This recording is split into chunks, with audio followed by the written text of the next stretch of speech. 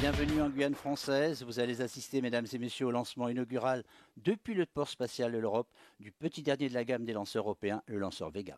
Et en ce tout début de matinée guyanaise, tout est prêt pour ce décollage dans 19 minutes précisément. Et pour nous présenter l'enjeu de cette mission, et il y en a un très très puissant d'enjeu, le directeur général de l'Agence spatiale européenne, Jean-Jacques Dordain.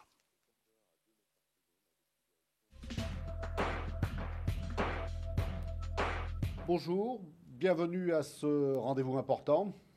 C'est un rendez-vous important. Premier lancement de Vega, vol de qualification pour ce petit dernier d'une famille de lanceurs qui s'agrandit. Après Ariane, Soyouz, maintenant Vega. C'est un lanceur dont nous avons besoin, que nous avons mis 10 ans à développer. Je le sais très bien puisque j'étais directeur des lanceurs à l'époque quand j'ai signé le contrat du développement de Vega avec M. Fabrizi qui était du côté industrie. Et maintenant, nous sommes encore là tous les deux dans des positions différentes. C'est un lanceur qui est né en Italie, mais qui s'est rapidement européanisé pour pouvoir tirer parti des capacités de l'industrie, non seulement italienne, mais aussi de l'industrie européenne. Et ça a fait l'objet d'un travail énorme pendant toutes ces années, et en particulier ces derniers mois. Mais voilà, nous sommes maintenant tous au rendez-vous. Et puis, moi, je vous donne rendez-vous après le lancement.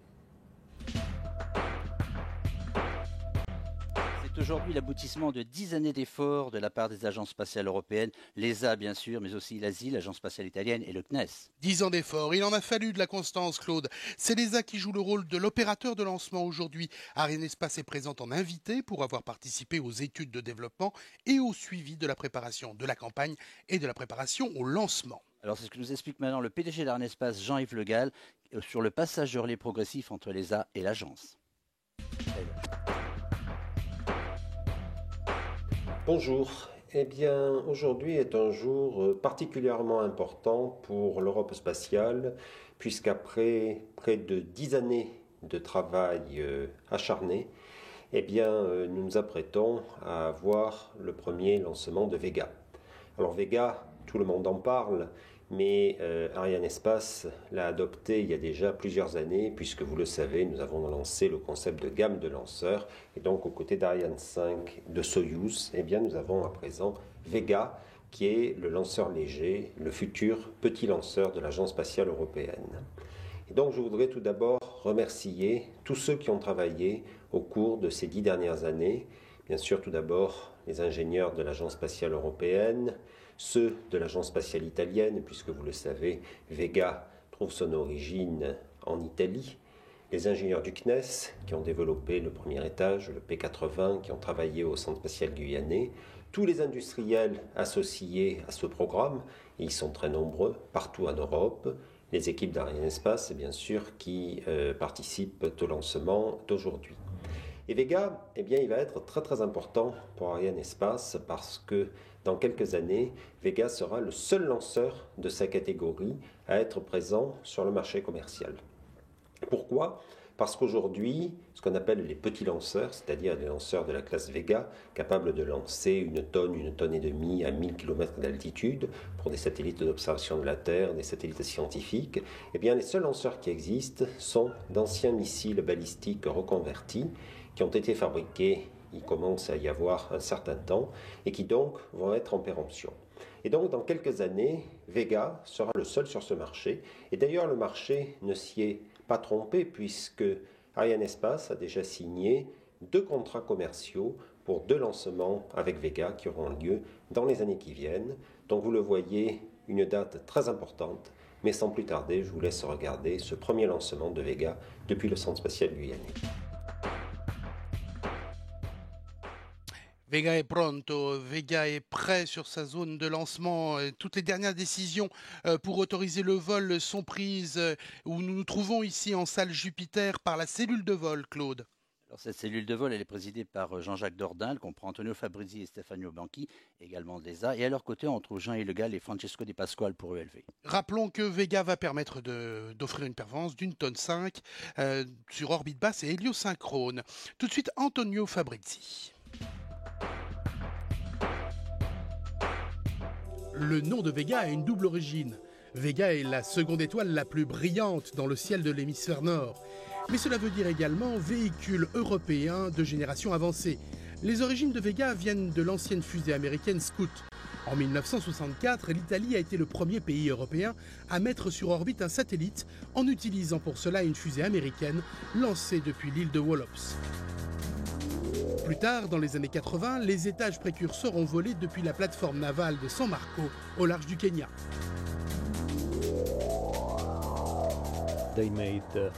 Une dizaine de lancements ont été effectués depuis cette base au Kenya à la fin des années 80.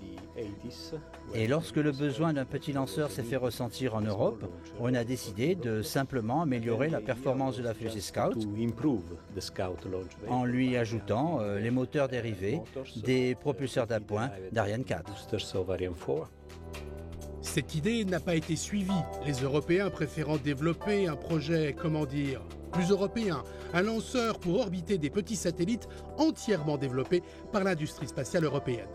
En particulier, Vega devait être basé sur la technologie à propulsion solide dérivée des propulseurs d'Ariane 4 et 5. Le programme Vega, repris dans ces conditions à la fin des années 90, au même moment, un autre projet italien, appelé Zefiro, était en cours de développement pour des propulseurs plus importants avec une nouvelle technologie basée, elle, sur la fibre de carbone bobinée. Le Zefiro devient donc l'architecture de Vega et fut utilisé comme deuxième et troisième étage de Vega. Le vol inaugural de Vega est aussi son vol de qualification, le dernier test à franchir.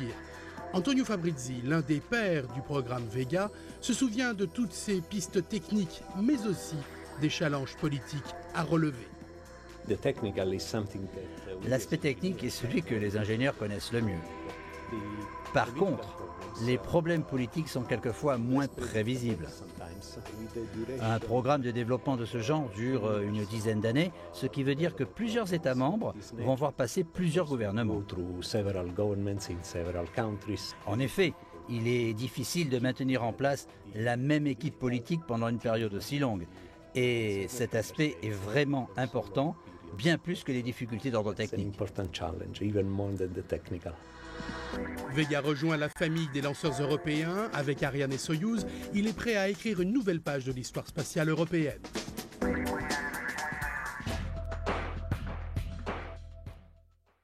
Les indicateurs de chronologie sont au vert. Ils concernent l'ensemble de lancements, le lanceur, les passagers et tous les moyens de la base, en particulier la météo. Et le dernier point s'effectue à moins 10 minutes. Et il y a pour Vega, Claude, des paramètres supplémentaires. Oui, il faut une visibilité totale entre 0 et 100 mètres. Et puis, il ne faut pas de bombardement de protons ni d'éruption solaire au moins 48 heures avant, ce qui n'est pas le cas aujourd'hui.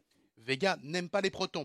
Claude, nous allons tout de suite retrouver Joël Barre. Avec l'arrivée de Vega, une famille complète de 3 lanceurs s'installe sur le port spatial de l'Europe. Pour accueillir Vega, il a été nécessaire de construire des bâtiments spécifiques et surtout de mettre en place des méthodes de travail nouvelles pour faire face au nombre croissant d'ingénieurs travaillant sur les différents lancements. Aujourd'hui, le port spatial guyanais est en mesure de mener simultanément 3 campagnes, Ariane 5, Soyouz et Vega. Et les équipes sont entièrement polyvalentes. Nous avons des installations nouvelles que nous avons soit construites, soit réactivées pour pouvoir opérer ces 3 lanceurs et leurs charges utiles. Actuellement, nous préparons 3 campagnes en parallèle. Une campagne Ariane 5, une campagne Soyouz, une campagne Vega. Donc c'est beaucoup plus d'activités, c'est beaucoup plus d'installations. Et tout ça qui doit se mener effectivement de front. Donc avec des équipes qui deviennent évidemment polyvalentes, puisque ce sont les mêmes équipes, ce sont les mêmes installations qu'on utilise et qui doivent être adaptées à Ariane 5, à Soyouz, à Vega, suivant les opérations de lancement que nous conduisons. Et c'est ce que nous faisons en synergie, donc de manière à effectivement le faire avec le meilleur rapport coût-efficacité. Et donc nous allons avoir, avec ce premier lancement de Vega, le lancement d'un nouveau lanceur. un lancement de qualification d'un nouveau lanceur. Nous avons lancé le Soyouz le 21 octobre, mais le Soyouz, 1780 lancements derrière lui, et plus encore maintenant. Donc ce n'était pas un nouveau lanceur. Là, ce sera un nouveau lanceur.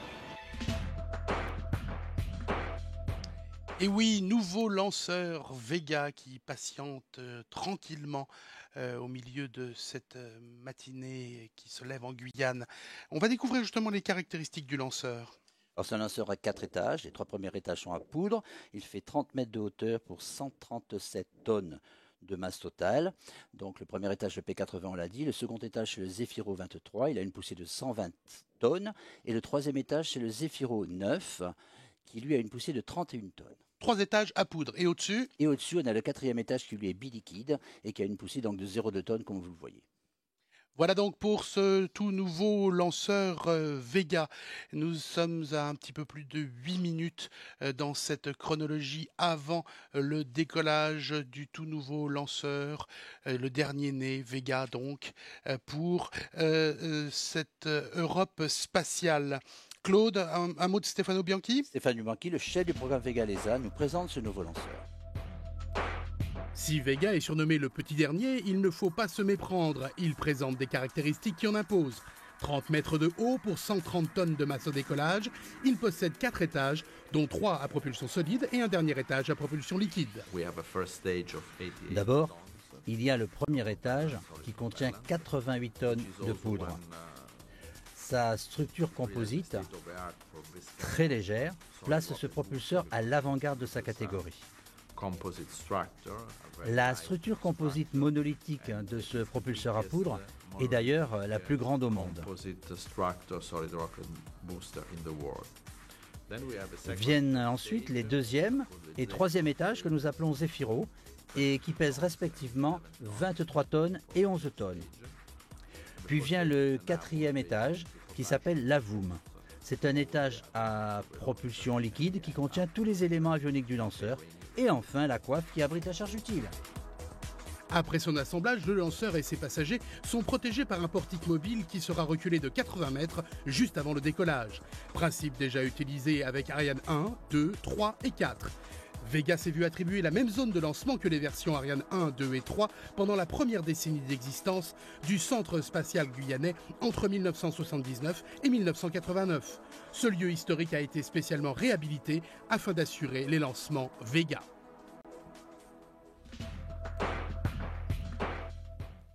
Vol de qualification aujourd'hui, Claude. Cela veut dire passager particulier. À l'avenir, Vega va transporter des charges d'1,5 tonne, mais aujourd'hui, qu'est-ce qu'il y a sous cette coiffe? Alors on retrouve sur un adaptateur développé spécialement pour cette occasion, qui est un adaptateur très très complexe, d'abord le passager principal, qui est l'ARES, donc de l'Agence spatiale italienne. Sa mission est de mesurer la relativité. Sa masse est de 400 kg et il sera positionné sur une orbite circulaire de 1450 km. Almassa, de l'Université de Bologne, qui lui pèse 12 tonnes 5 et qui sera sur une orbite elliptique de périgée à 350 km. Et enfin, on va retrouver tous les CubeSats, donc des universités européennes, de masse de 1 kg chacun.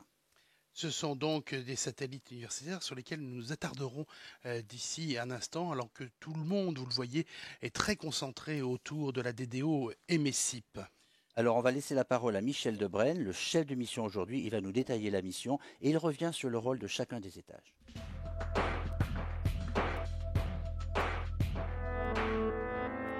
C'est un vol de qualification, donc c'est le premier lancement. Nous allons qualifier en fait tout le système Vega, donc le lanceur, la partie sol et également qualifier le système de transport des charges utiles. Nous emportons pour ce premier vol 9 satellites, donc l'ARES, Almasat, plus les 7 CubeSats. En plus, il faut ajouter que nous avons une trajectoire particulière qui nous oblige à avoir 7 stations de poursuite de télémétrie. Donc c'est à la fois au niveau du sol une campagne compliquée, on a 9 charges utiles et on a un premier vol.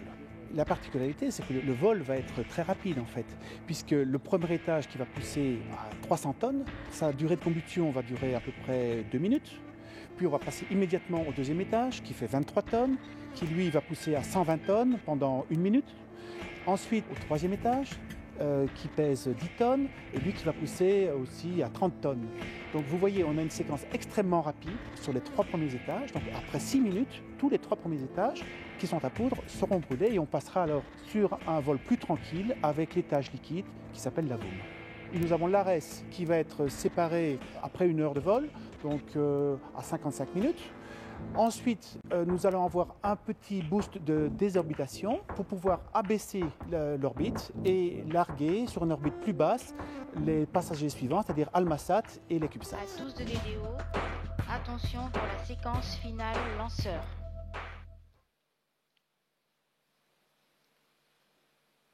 Top, H0 moins 4 minutes.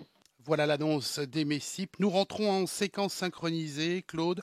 Une séquence simplifiée par rapport à celle très complexe d'Ariane 5. Bien sûr, parce que Vega est un lanceur avec des ergols stockés, qu'ils soient solides ou liquides, donc on n'a pas besoin de complément de plein. Cela va simplifier la tâche. Il s'agit de préparer le lanceur au passage à la configuration de vol, donc il va devenir de plus en plus autonome et ne plus dépendre des installations au sol. Alors justement, quel est l'ultime moment de contact avec le sol ? Eh bien, c'est maintenant, on est en train de rentrer l'heure de décollage dans le calculateur de bord. C'est en train de se passer, là, à moins 3 à 20.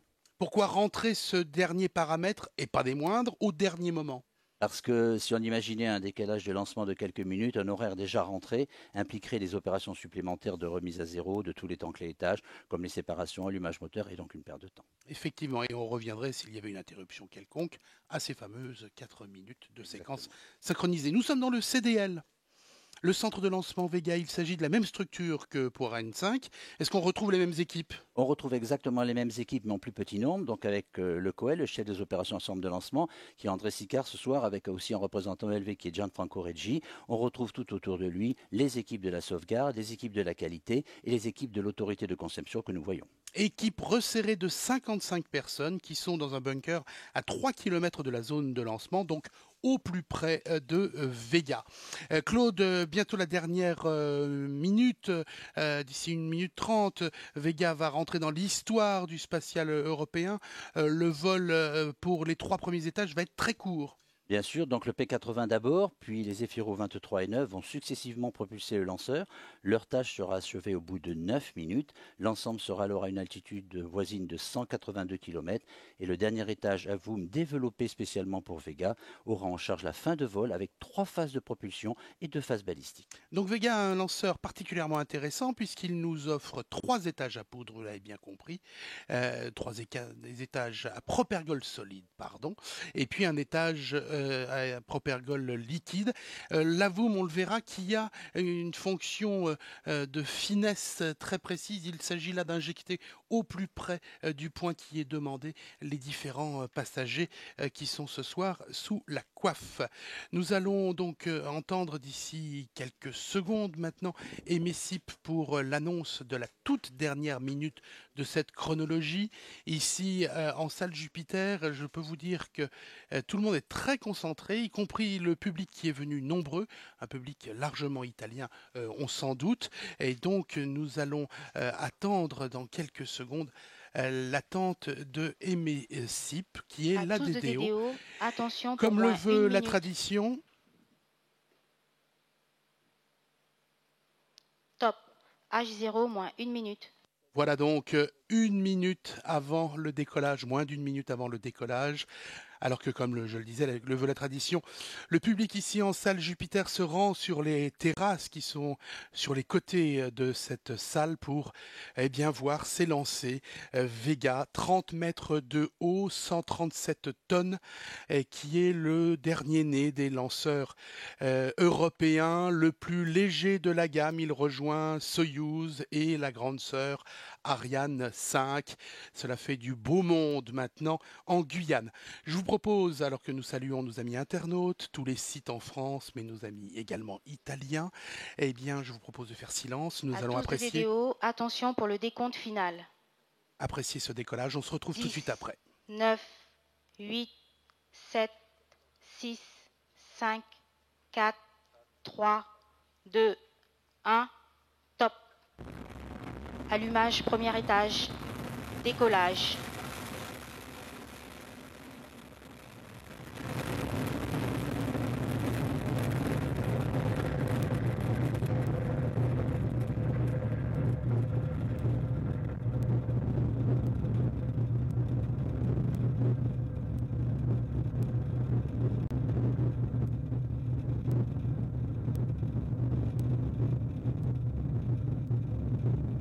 trajectoire est normale.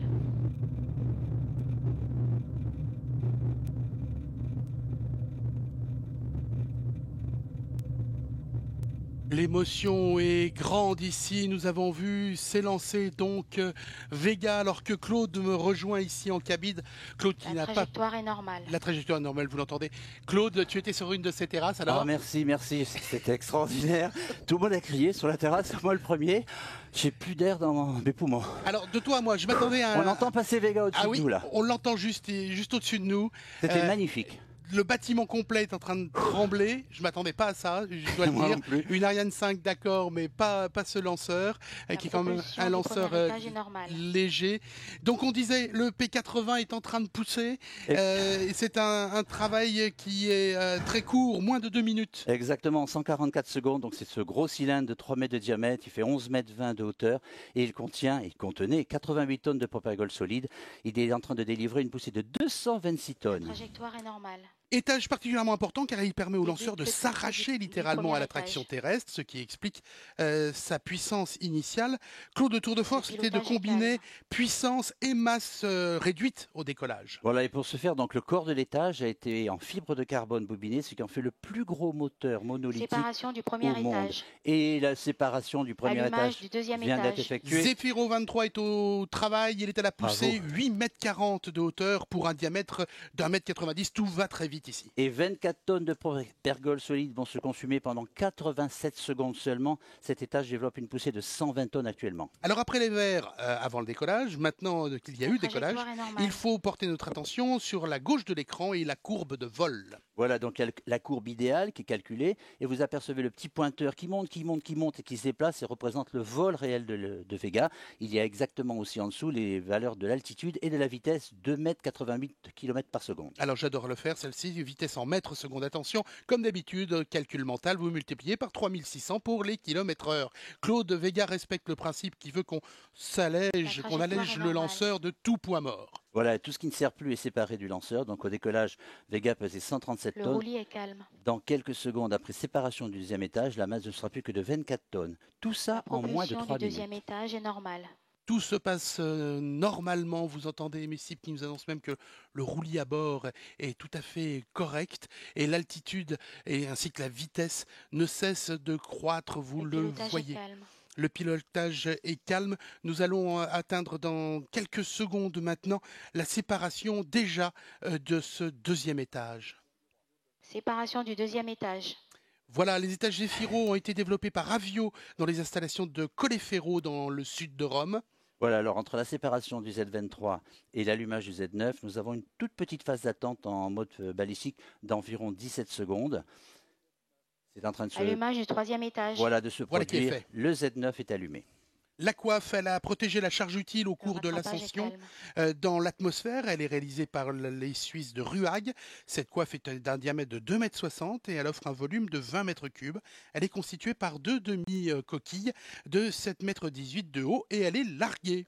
Voilà, donc 470 kg de moins. Et séparation de la coiffe. Et le Zefiro 9 assure la poussée pendant 129 secondes. La coiffe, elle avait une longueur de 4,12 m. Ça c'est Zefiro 9. C'est le Zefiro qui était chargé, donc excusez-moi, de 10 tonnes de propergol. Ah oui, j'en peux plus. Il délivrera une poussée maximale de 31 tonnes dans le vide. Voilà. Très bien. Rappelons que Vega est un lanceur à 4 étages mixtes, c'est-à-dire... Acquisition de la télémesure lanceur par la station navale Ariane. Alors là, très important. Très important. Il y a de nombreuses stations qui suivent le lanceur. S'il est autonome, il est en revanche très écouté. Et là, il y a une station supplémentaire en mer. Exactement, qui est entre Kourou, la Guyane et les Açores. Donc c'est un bateau sur lequel il y a une station de télémesure et qui vient faire donc l'acquisition de la télémesure de Vega. Et tout est normal à bord. Très bien. Alors, on ne le dira jamais assez, c'est un lanceur mené à bien par l'Agence spatiale européenne sur une idée déjà ancienne des industriels italiens emmenés par l'Asie. Il faut vous rappeler le lanceur Scout, que nous sommes alors dans les années 60. Alors précisons que 65% des composants du lanceur Vega sont d'origine italienne et tout cela sous la maîtrise d'œuvre de la société ELV qui est une co-entreprise créée entre l'Agence spatiale italienne et Avio. Alors au total dans ce programme on a environ 1000 personnes qui viennent de 40 entreprises industrielles européennes et qui ont contribué donc au développement de Vega. Tout se passe normalement, vous le voyez, plus de 170 km d'altitude, l'objectif plus de 1450 et la vitesse qui pour l'instant est stable. Alors nous avons une option aux 3/4 solide. Nous avons, je le disais, une option aux 3/4 solide pour la propulsion et ce n'est pas innocent du tout, Claude. Séparation du 3e étage. Voilà, donc on vient d'avoir maintenant la séparation du Z9 à 5,50. Premier allumage du 4e étage. Voilà, donc c'est fait. La VOOM est en plein travail. Donc la VOOM vient d'entamer sa première phase de poussée. Il y en aura 3 avant la séparation des satellites et une petite dernière avant la fin de la mission. Alors, la VOOM, c'est le module supérieur de commande d'orientation. Avec son système de propulsion biliquide, il assure l'injection sur orbite définitive des satellites. Alors, on peut dire aussi qu'à bord, il y a un système de propulsion mono-ergol à hydrazine qui, lui, est chargé du contrôle du roulis d'attitude du véhicule. C'est le RAX. En fait, c'est le SCAR comme Ariane 5. Exactement. Tous les paramètres du 4e étage sont normaux. La VOOM était déjà très actif, il faut le préciser, dans le vol du 2e et 3e étage, car il contrôlait justement le roulis de l'ensemble de lanceurs et MESIP nous indiquait que le roulis était parfait. Le pilotage Exactement. est calme. Donc cette VOOM a été développée par Avio. Il faut bien comprendre que les 3 étages à propère-ergol solide sont là pour assurer le plus rapidement possible. Et vous l'avez vu, la plus haute altitude, c'est un travail tout en puissance et pas forcément en finesse. Alors que la VOOM, au contraire, va repositionner le lanceur suite à une éventuelle dérive de la poussée des étages solides. Alors quelles sont ses caractéristiques physiques ? Alors, il a une hauteur de 1,74 m, il n'est pas très haut, pour le même diamètre que les Zéphiro, à savoir 1,90 m. Sa masse totale au décollage était proche de 1200 kg, car il contenait 588 kg d'ergol liquide, ce qu'on appelle dans notre jargon l'UDMH et le NTO. Les paramètres propulsifs sont normaux. Voilà, répartis dans 4 réservoirs, et ils alimentent donc le moteur réallumable, le RD869, qui développe une poussée de 2,4 tonnes. La VOOM accueille également le module avionique de Vega. Ce module assure en fait les fonctions de contrôle en vol, de télémesure, de télécommande, de gestion de la mission en fin de vol, ainsi que l'alimentation et la distribution électrique. Alors il va travailler, on l'a compris, par intermittence pendant plus d'1 heure. Donc cet étage a nécessité une préparation très minutieuse. Il y a eu un premier test du moteur chez Astrium Allemagne en automne 2008, puis un ensemble de tests de qualification à l'ESTEC, le centre technique de l'ESA en Hollande. Et enfin, on a conduit à Kourou les tests de remplissage en vraie grandeur, donc l'année dernière en 2011. Imaginez 10 ans de mobilisation du spatial italien, aidé en cela par le spatial européen et le CNES et Ariane Espace pour la France. Et il y a eu là une très très belle mobilisation. Dans cette dernière partie du vol, justement, le lanceur est long d'à peine 5 mètres pour un diamètre maximal d'1,90 m, tu le disais. Sa masse, c'est moins d'1,5 tonnes. Je vous rappelle tout de même qu'au décollage, il y a plus de 8 minutes maintenant, 8,30. Vega faisait 30 mètres pour 137 tonnes. Le principe de disparition, de largage de tout ce qui est inutile est bien respecté, y compris pour Vega. Alors la DDE nous informe que les paramètres du 4e étage sont normaux. Voilà, que tous les paramètres de ce 4e étage sont normaux, que le pilotage est calme, le vol est parfait. Tout est calme. À l'image, je serais tenté de dire, de la voix des MESIP. C'est très agréable d'avoir une femme DDO. Nous attendons la première extinction de la VOOM.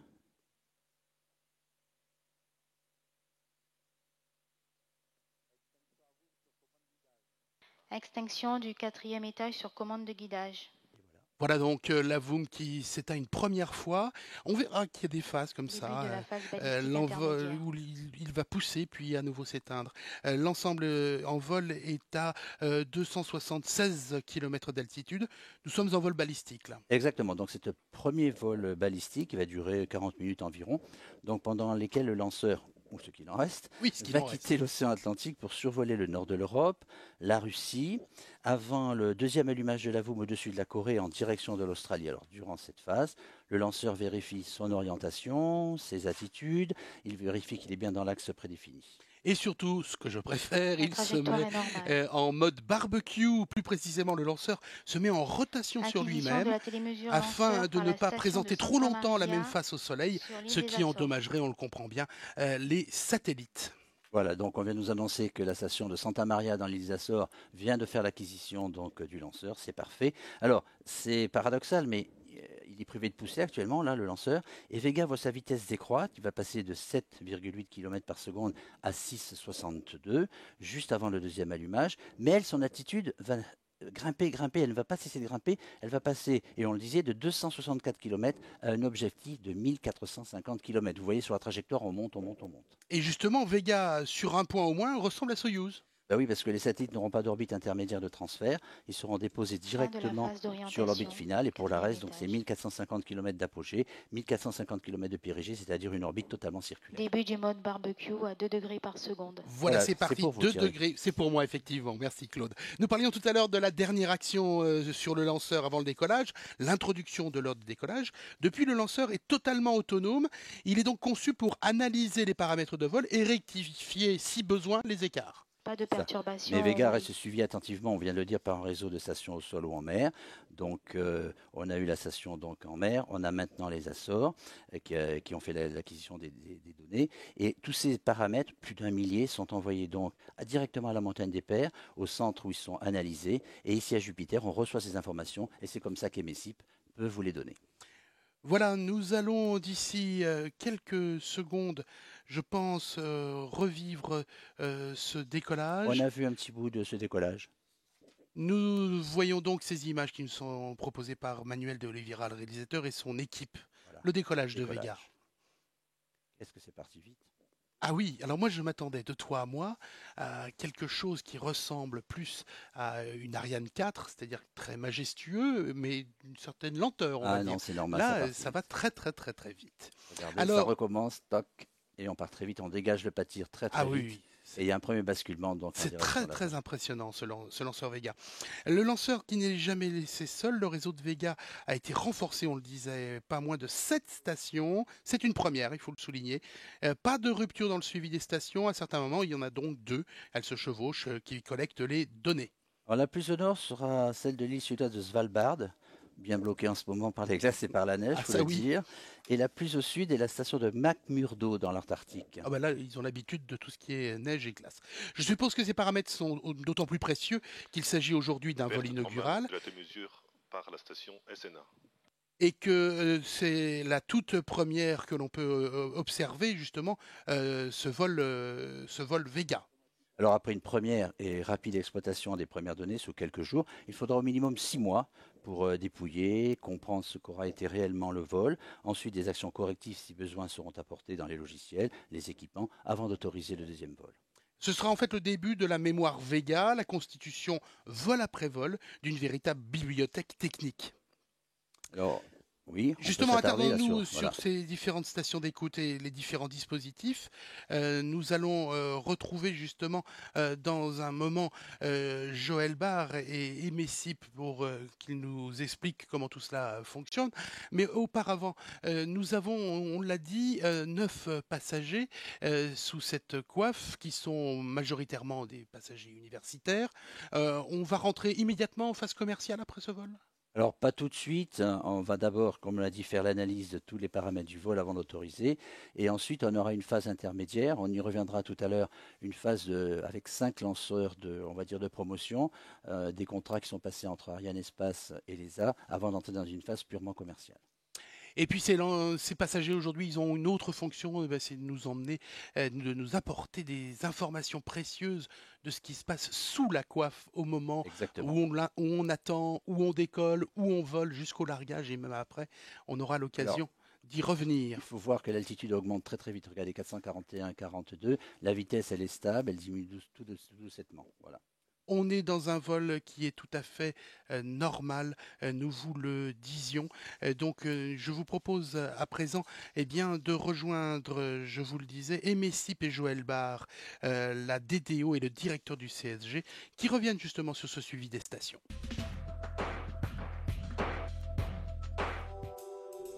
L'arrivée de Vega au port spatial de l'Europe amène de grands changements sur la base. En plus d'apporter une nouvelle dimension internationale, il y aura au minimum de 2 à plusieurs missions, 6 à 12 chaque année, avec les 3 lanceurs, Ariane 5, Soyouz et Vega, et ceci avec des équipes totalement renforcées. 200 personnes supplémentaires ont déjà été ajoutées à la liste des techniciens et des ingénieurs de la base. Les bâtiments de préparation des charges utiles ont aussi été adaptés, et pour le vol lui-même, de nouvelles stations aval ont été mises en place. Cela fait aussi partie de la chaîne. C'est là qu'apparaissent donc ces dispositifs de suivi de mesure qui sont un peu inédits à chaque lancement quand nous lançons vers l'est ou vers le nord, puisque quand nous lançons vers l'orbite équatoriale, encore une fois, nous avons toujours les mêmes stations aval de réception de la télémesure, vous les connaissez, que nous utilisons. Et bien là, non, à chaque lancement, nous sommes obligés de mettre en œuvre des stations un peu partout dans le monde, en Corée, au Japon, en Australie, en Nouvelle-Zélande et sur un bateau. Et sur un bateau, nous avons une station de réception de la télémesure qui est donc embarquée sur un bateau pour pouvoir, en plein milieu de l'Atlantique, recevoir donc la télémesure du lanceur lors de sa trajectoire. La mise en place des équipes qui travaillent sur les nouvelles stations aval et le travail du directeur des opérations, ou DDO. La DDO coordonne les personnels dits opérationnels pendant la préparation du lanceur et des satellites, mais aussi pendant la chronologie positive avec le suivi de la trajectoire jusqu'à la fin de mission.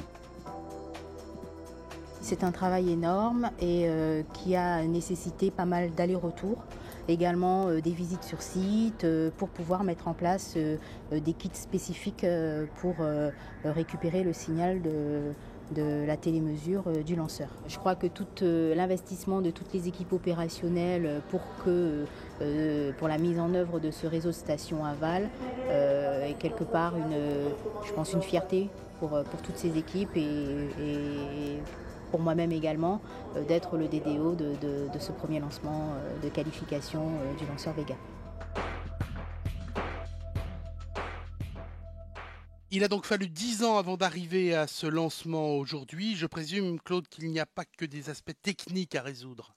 C'est même plus ancien que cela, parce que l'Europe spatiale était consciente de la nécessité de développer une famille de lanceurs dès la fin de 1997. Les Italiens, de leur côté, n'avaient pas abandonné l'idée d'un lanceur léger et de l'inscrire dans la stratégie aux côtés d'un lanceur moyen. Alors, ce sera Soyuz pour le lanceur moyen et Ariane 5 pour le lanceur lourd. Il a fallu réunir les compétences et les fonds. Le développement de Vega aura coûté environ 710 millions d'euros, financés par les contributions des pays membres de l'ESA participant à Vega. On va les citer. Il y a la Belgique, la France, l'Italie, les Pays-Bas, l'Espagne, la Suède, la Suisse. Alors ces 710 millions sont répartis en 4 programmes. Le programme lanceur Vega lui-même avec une tranche additionnelle, le programme spécifique du premier étage P80 et le programme Verta que nous détaillerons tout à l'heure. Le rôle de la France, justement, on va y revenir dans une poignée de secondes, alors qu'ici, les visages sont un peu moins fermés qu'au tout début de la chronologie finale. Les sourires sont encore retenus, mais quand même, on voit des gens un peu plus détendus. Le rôle de la France, justement, il en est question avec Yannick Descata, le président du CNES. La France est impliquée dans Vega, beaucoup, en finançant environ 25% du programme. La direction des lanceurs du CNES a assuré la maîtrise d'ouvrage par délégation de l'ESA du premier étage du lanceur, appelé P80. C'est un étage à propulsion solide extrêmement innovant, permettant de réduire les coûts et d'augmenter les performances. Et puis la direction des lanceurs du CNES aussi a participé à l'équipe de projet intégrée à assurer un support technique à cette équipe, aussi bien pour le bord que pour le sol.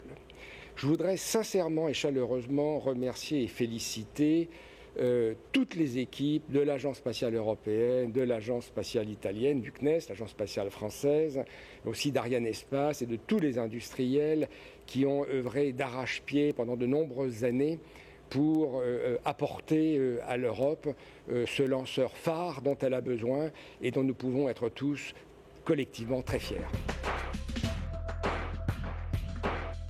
Profitons-en, Claude, arrêtons-nous sur l'action conjointe du CNES, de l'Agence spatiale européenne et d'Ariane Espace. L'expérience de chacune de ces entités a été mise à disposition du projet Vega et parfois très en amont.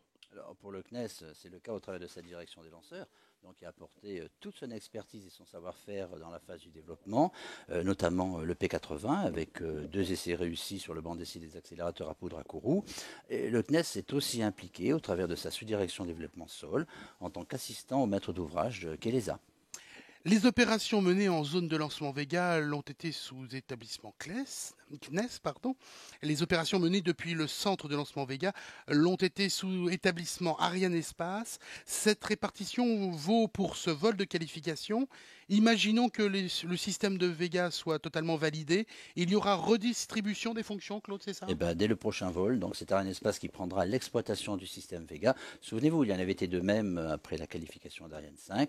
C'est le même procédé de transfert de responsabilité entre le CNES, l'ESA et Arianespace qui a été fait pour Soyouz. D'où le leitmotiv puissance 3. Puissance 3, comme 3 lanceurs sur l'équateur, Vega, Soyouz et Ariane 5, pour mieux répondre aux besoins du marché spatial international. Et allez, je vais pousser le raisonnement plus loin, c'est la solution idéale pour déposer sur n'importe quelle orbite, n'importe quelle masse, à n'importe quel moment. Et Joël Barre insistait justement fortement il y a quelques minutes dans un des reportages sur la polyvalence des installations et des équipes d'ingénieurs et de techniciens ici sur le centre spatial guyanais à Kourou. On sera capable de mener 3 campagnes. Imaginez-vous, 3 campagnes en même temps. Le CSG est devenu le lieu où il faut lancer. Justement, je vous propose de découvrir alors que que les paramètres à bord sont normaux. Tout va très bien à bord. Vous l'entendez que la vitesse décroît lentement, mais surtout que l'altitude progresse. Et je vous propose de découvrir les dernières nouvelles du spatial.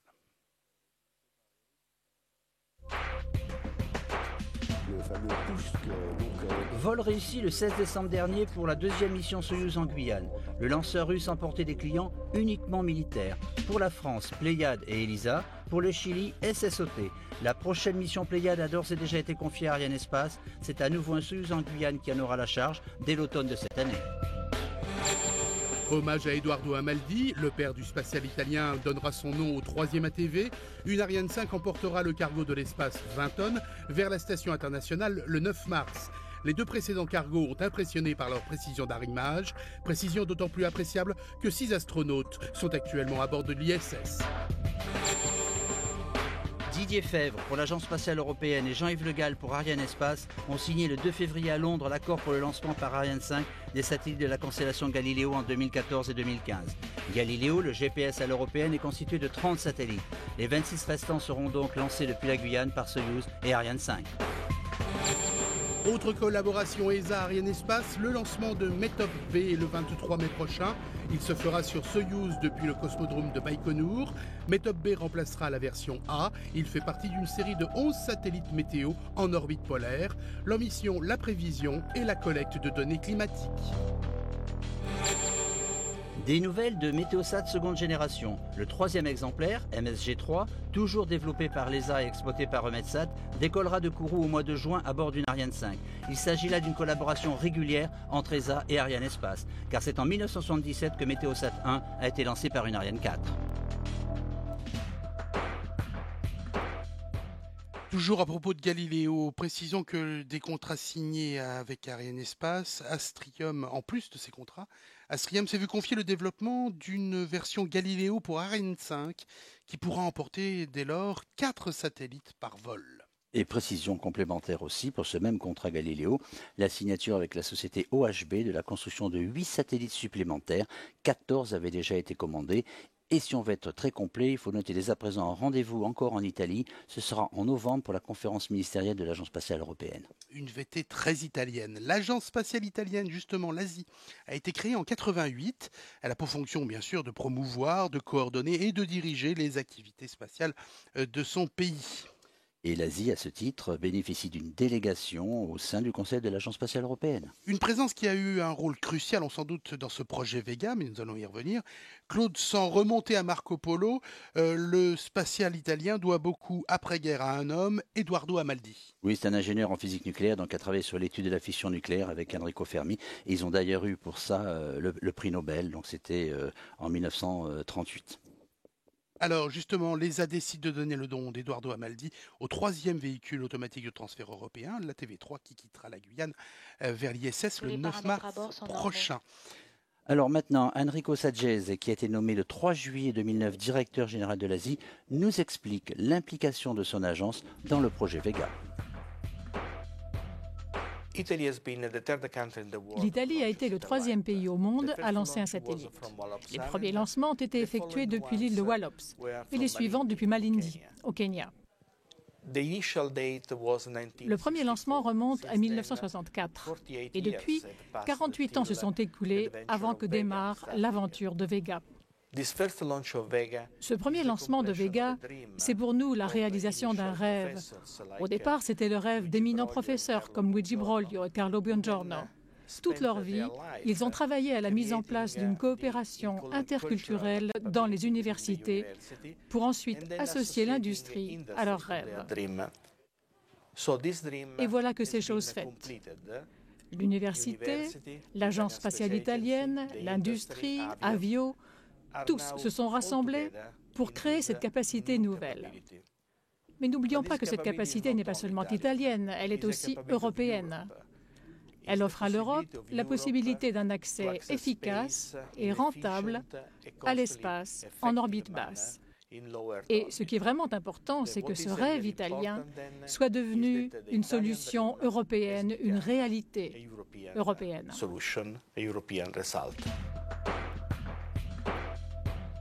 Le vol se déroule toujours normalement. Claude, nous avons vu que l'Asie et la société Avio ont créé European Launch Vehicle, ELV. Quel est le rôle de cette structure? Alors déjà, ELV, c'est 70% des fonds Avio, dont nous voyons donc le directeur général, et 30% de l'Agence spatiale italienne. La création remonte à 2001. ELV doit gérer le développement et la production de Vega. Donc c'est ELV qui a garanti l'architecture industrielle du lanceur. C'est l'unique interlocuteur des industriels de ce programme. Tout logiquement, il est le maître d'œuvre industriel et son rôle s'étend jusqu'à Kourou, où il a pris en charge l'assemblage final du lanceur et de ses passagers. Un mot des relations de l'agence italienne et de l'agence européenne. Alors l'Italie n'a jamais caché son ambition de développer son lanceur propre et c'est en 1959, les Italiens créent le Centre de recherche aérospatiale, 2 ans avant le CNES, disons-le. Et 1 an après la NASA. Déjà à la fin des années 50, les Italiens affichaient, on le disait, la volonté de concevoir des lanceurs et de mettre sur orbite des satellites de leur propre fabrication. Ce fut fait longtemps depuis la plateforme de San Marco au Kenya. Ils lanceront depuis ce site 27 fois, on avait compté Claude, entre le 25 mars 64 et le 25 mars 88, date d'abandon de la plateforme. Et c'est à peu près à cette période que l'Italie s'est rapprochée de l'Europe avec la création de l'Agence spatiale italienne. Donc cette Agence spatiale italienne qui n'aura de cesse de défendre son projet de lanceur. Et nous sommes aujourd'hui ici pour témoigner que cet acharnement n'a pas été vain. Effectivement. Et tout ça est basé alors que nous approchons les 1000 km d'altitude. Objectif, on le rappelle 1450. 1450 pour libérer l'Ares, le tout premier passager. Tout ça repose en fait, Claude, sur la tradition de la propulsion solide. Et justement, nous nous rendons tout de suite au sud de Rome, à Colleferro.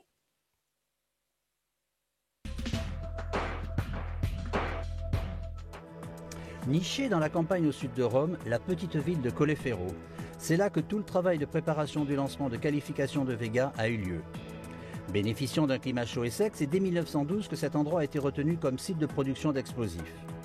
Cette activité achevée, le site a été repris par la société Avio pour ses activités aérospatiales. Avio est le principal fournisseur des 3 premiers étages de Vega, le P80, le Zefiro 23 et le Zefiro 9. C'est donc tout naturellement qu'Avio et l'Agence spatiale italienne se sont associés pour créer la société ELV, principale donneur d'ordre dans la fabrication du lanceur. Nous sommes ici à Colleferro, c'est dans cette usine qu'Avio procède à la préparation des étages. On y trouve aussi le laboratoire d'essai d'ELV. Après plusieurs années consacrées au développement et à la qualification des sous-systèmes du lanceur Vega, ces activités sont arrivées à leur terme. La fin de ces activités est un moment crucial pour nous, car c'est la conclusion d'une longue phase de préparation pour les composants du lanceur Vega. Cela veut dire que l'Italie fait maintenant partie de la demi-douzaine de pays capables de produire des lanceurs. 65% de Vega est fabriqué à Colleferro. Pendant le développement, des tests acoustiques ont été menés ici, simulant les conditions du décollage. D'autres essais, avec des tests de mise à feu des moteurs pendant plusieurs secondes, ont nécessité 42 microphones. La fin de ces tests à Colleferro a été une étape très importante vers le succès du vol de Vega et de ses satellites.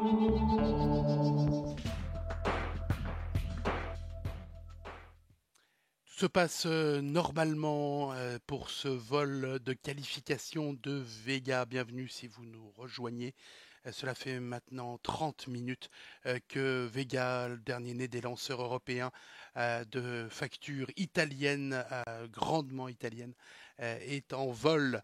L'histoire des projets, Claude, est très souvent l'histoire de causes communes. Les Italiens ont rapidement compris que les technologies de propulsion solide étaient maîtrisées pour Ariane 4 et Ariane 5 et qu'elles pouvaient servir leur projet Vega. Et c'est ainsi que les 3 étages solides de Vega donc, sont construits à Colleferro dans la même usine et avec les mêmes équipes que les boosters d'Ariane 5. Donc c'est une synergie qui est présente tout au long du développement de Vega, puisqu'il a été envisagé à chaque fois des adaptations Vega sur une base Ariane 5. Alors justement, qui dit synergie dit fonctionnement dans les deux sens. Parle-nous de cette fameuse fibre de carbone bobinée. Oh, c'est un procédé donc, qui est appliqué pour la première fois sur un étage à propulsion solide européen. Il s'agissait de tresser une structure en fibre de carbone comme un tricot sur une structure cylindrique. Donc on y a gagné en robustesse et en masse, c'est-à-dire qu'on a allégé. C'est un compromis qui fait rêver dans l'activité spatiale. Si cette technologie fait ses preuves en vol, elle pourrait donc parfaitement être appliquée aux propulseurs d'appoint de Ariane 5. L'altitude, vous le voyez, progresse toujours alors que la vitesse, elle, est toujours soit stagnante, soit légèrement descendante. On est dans un vol balistique, le plus long d'ailleurs, la plus longue balistique de ce vol. Il y en aura encore 2 autres. On y reviendra. Claude, on voit bien là donc cette boule, l'Ares, qui est tout au sommet de la plateforme. Le gros cube que l'on voit en dessous, c'est Almasat. Et puis ensuite, les petits cubes sur lesquels nous reviendrons. Alors, on parlait de transfert de technologie. Et ben, justement, Stefano Bianchi met ce sujet en avant. Tous les paramètres à bord sont normaux. Sans Ariane 5, Vega n'existerait pas. Ce nouveau lanceur utilise la plupart des technologies déjà développées pour Ariane 5.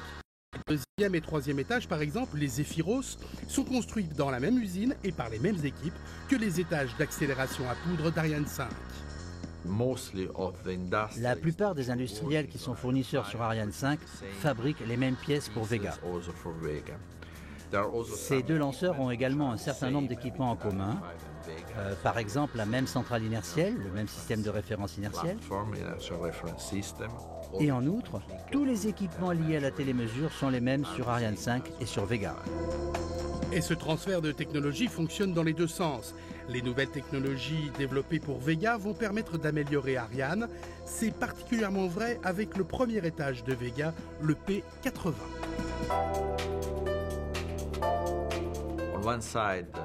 L'idée était d'une part de constituer le premier étage de Vega et d'autre part de développer des technologies nouvelles que l'on pourra utiliser ultérieurement pour améliorer les propulseurs d'Ariane 5. Voilà l'idée de départ, ce qui explique d'ailleurs qu'on appelle le P80 un démonstrateur technologique de propulsion solide. L'objectif est d'utiliser aussi sur Ariane 5 les technologies comme celles des enveloppes composites, des actionneurs ou des matériaux des tuyères qui ont été développés pour le P80. Chaque étage à propulsion solide de Vega a subi avec succès au moins 2 essais de mise à feu au sol. Et après le vol de qualification, les équipes en Guyane et dans le monde en connaîtront plus sur ce lanceur, ses systèmes embarqués et leur mise en œuvre. Plus de 1192 km d'altitude, dans un quart d'heure, 2e allumage de la VOOM grâce à son moteur RDS 869. Il y aura encore 2 phases balistiques avant le dernier largage des passagers. Claude, nous évoquions la filière de production des propulseurs solides. Elle a des incidences jusqu'en Guyane. La Guyane est impliquée depuis le projet Ariane 5, donc il était impensable de produire la totalité des segments des accélérateurs à poudre d'Ariane 5 en Italie et de tout transporter par voie maritime pour les stocker ici en Guyane en attendant de les intégrer sur le lanceur lourd. Donc l'idée est venue de mixer cette production. Donc seuls les segments S1 d'Ariane sont fabriqués à Colleferro, remplis, puis acheminés dans les bâtiments d'intégration d'Europropulsion à Kourou. Quant aux autres segments, leurs coques vides sont assemblées en Italie, transférées en Guyane dans l'usine de Propergol. C'est là ce mode de production qui a été retenu pour le premier étage de Vega, le P80, assemblage de la structure bobinée en Italie et remplissage en Guyane. Les actions à Kourou sont de 2 types, c'est bien ça? C'est ça, donc c'est la société Regulus qui intervient pour le remplissage en Propergol solide et Europropulsion pour l'assemblage avec le moteur. Est-ce que dans le cas de Régulus, il y a une incidence en termes d'emploi justement ? Ah bien oui, puisque la majeure partie des techniciens et des ingénieurs sont recrutés au niveau local, ce qui fait de Régulus une industrie foncièrement guyanaise. Nous avons vu que le site de Kourou va pouvoir, en période d'activité maximale, préparer et lancer en parallèle des campagnes Vega, Soyouz et Ariane 5. Est-ce que Régulus pourra répondre à cette demande, notamment Vega et Ariane 5 ? Bien sûr, et nous allons pour cela écouter donc Angelo Fontana, son directeur délégué en Guyane, qui va nous expliquer comment il peut produire cette paire de AP et 2 P80 pour Vega. C'est en 1976 que le CNES propose à l'ESA d'améliorer les performances du lanceur Ariane en ajoutant des propulseurs d'appoint à poudre. Pour Ariane 5, l'ESA a financé la réalisation de l'usine de Propergol de Guyane, exploitée par la société Régulus. Angelo Fontana, son directeur délégué, nous présente son usine. Régulus a fabriqué plus de 300 segments pour le développement, la qualification et les vols d'Ariane 5 et 4 P80 pour les besoins de Vega, y compris le P80 qui vole aujourd'hui. Cela traduit un Propergol fait plus de 33 000 tonnes de Propergol fabriquées. Régulus se compose de 46 bâtiments étalés sur 300 hectares de terrain très éloignés les uns des autres pour des raisons de sécurité. Ces installations sont uniques au monde. Parmi ces bâtiments, donc, il faut mentionner les 2 Malaxer qui sont uniques au monde, de capacité de 12 tonnes chacun. Et nous nous servons en fait pour la fabrication du Propergol de Ariane 5 et de Vega. Ensuite, nous avons 2 bâtiments découlés, chacun équipé de 2 puits découlés, ce qui fait 4 puits au total. Et il y en a 2 qui sont historiques, donc sont opérationnels depuis le début de la phase d'exploitation de l'usine.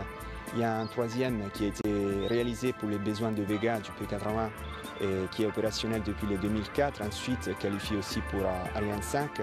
Et un 4e qui a été réalisé récemment et mis à disposition pour l'exploitation à Régulus depuis juin 2011, donc il est tout récent. Et avec ces installations, Régulus peut assurer une capacité maximale de 7 à 8 vols Ariane 5 avec 3 à 4 vols Vega. Le cycle de fabrication de Régulus se développe sur 2 axes. D'abord la préparation des structures protégées de Ariane 5 et de Vega, qui sont acheminées ici par bateau de l'Europe. Cette phase se termine avec la mise en puits sous vide des structures en attente de la fabrication du Propergol. La fabrication du Propergol qui consiste à disperser une grosse quantité de poudre, notamment en comburant et en combustible, dans une matrice polymérique. Ces matériaux pâteux et ensuite coulés dans les structures qui sont dans les puits, suivis par une phase de réticulation au bout de laquelle le Propergol aura acquis sa forme et sa texture finale. Les structures chargées sont envoyées au stockage pour relaxation et reprise après 4 semaines pour être contrôlées avec un générateur à rayon X le plus puissant au monde, d'une puissance de 15 millions d'électronvolts. Ceci afin de garantir à Avio la qualité de la production. Au final, les structures sont livrées à Aéropropulsion qui fait l'intégration des différents segments et qui fait de ces segments un étage. La filière poudre du secteur spatial est une industrie foncièrement guyanaise. Régulus est une société enregistrée à la Chambre de commerce de Cayenne. Son siège social est en Guyane. Son ancrage dans la société guyanaise est réel. Si c'est vrai qu'au début, nos effectifs étaient plutôt du personnel mis à disposition par les maisons mères pour emporter justement les compétences ici en Guyane, c'est vrai qu'aujourd'hui, nous comptons 95 effectifs, dont 70% sont des gens qui habitent ici en Guyane. Nous appuyons également sur les tissus industriels locaux ici de Guyane pour tout ce qui est la maintenance et l'entretien de nos installations de tous les jours. Et il y a aussi toute une phase de logistique externe, je pense au personnel du port, aux transporteurs qui acheminent les matières premières et les structures jusqu'à ici à l'UPG. Régulus, grâce à son expérience acquise depuis plus de 20 ans et à son enracinement dans le tissu industriel guyanais, est prêt à répondre aux défis des futurs lanceurs européens. Il y a donc la possibilité chaque année de déployer 7 Ariane 5 et 2 Vega, en plus des Soyouz. Cela renforce la stratégie d'Ariane Espace qui vise à proposer le meilleur des sites de lancement avec le lanceur le plus adapté à la demande du client final satellite. Et aujourd'hui, la gamme se complète, donc chaque lanceur a ses masses embarquées complémentaires, donc jusqu'à 2 tonnes, 2 tonnes 5 pour Vega, 4 tonnes pour Soyouz et jusqu'à 10 tonnes pour Ariane 5. Il faut ajouter à ces vols en direction d'orbite géostationnaire un vol en orbite basse et à la masse impressionnante impressionnante de 20 tonnes. Ce sont les ATV, on en parlait tout à l'heure, les cargos de l'espace en direction de la Station spatiale internationale. Et ce qui a permis donc à Arianespace de présenter un carnet de commandes record en ce début d'année 2012. Alors justement, l'année 2011 a été très favorable à Arianespace. Pour Ariane 5, 10 contrats signés pour les satellites géostationnaires et un contrat en orbite dédiée, c'était pour Bepi Colombo. Pour Soyouz, un nouveau contrat pour un lancement guyanais. Et pour Vega, 2 premiers contrats commerciaux pour lancer 2 satellites de la constellation Sentinelle. Ce qui faisait donc au 1er février 2012 21 lancements Ariane 5, 15 Soyouz et 2 Vega, ce qui fait plus de 3 ans d'activité. 1360 km dépassés, nous approchons de l'objectif des 1450 et surtout du 2e allumage de l'Avoum. Alors Louis Laurent, le directeur des programmes d'Arianespace, revient justement sur les atouts de cette gamme de lanceurs jamais proposée à ce jour.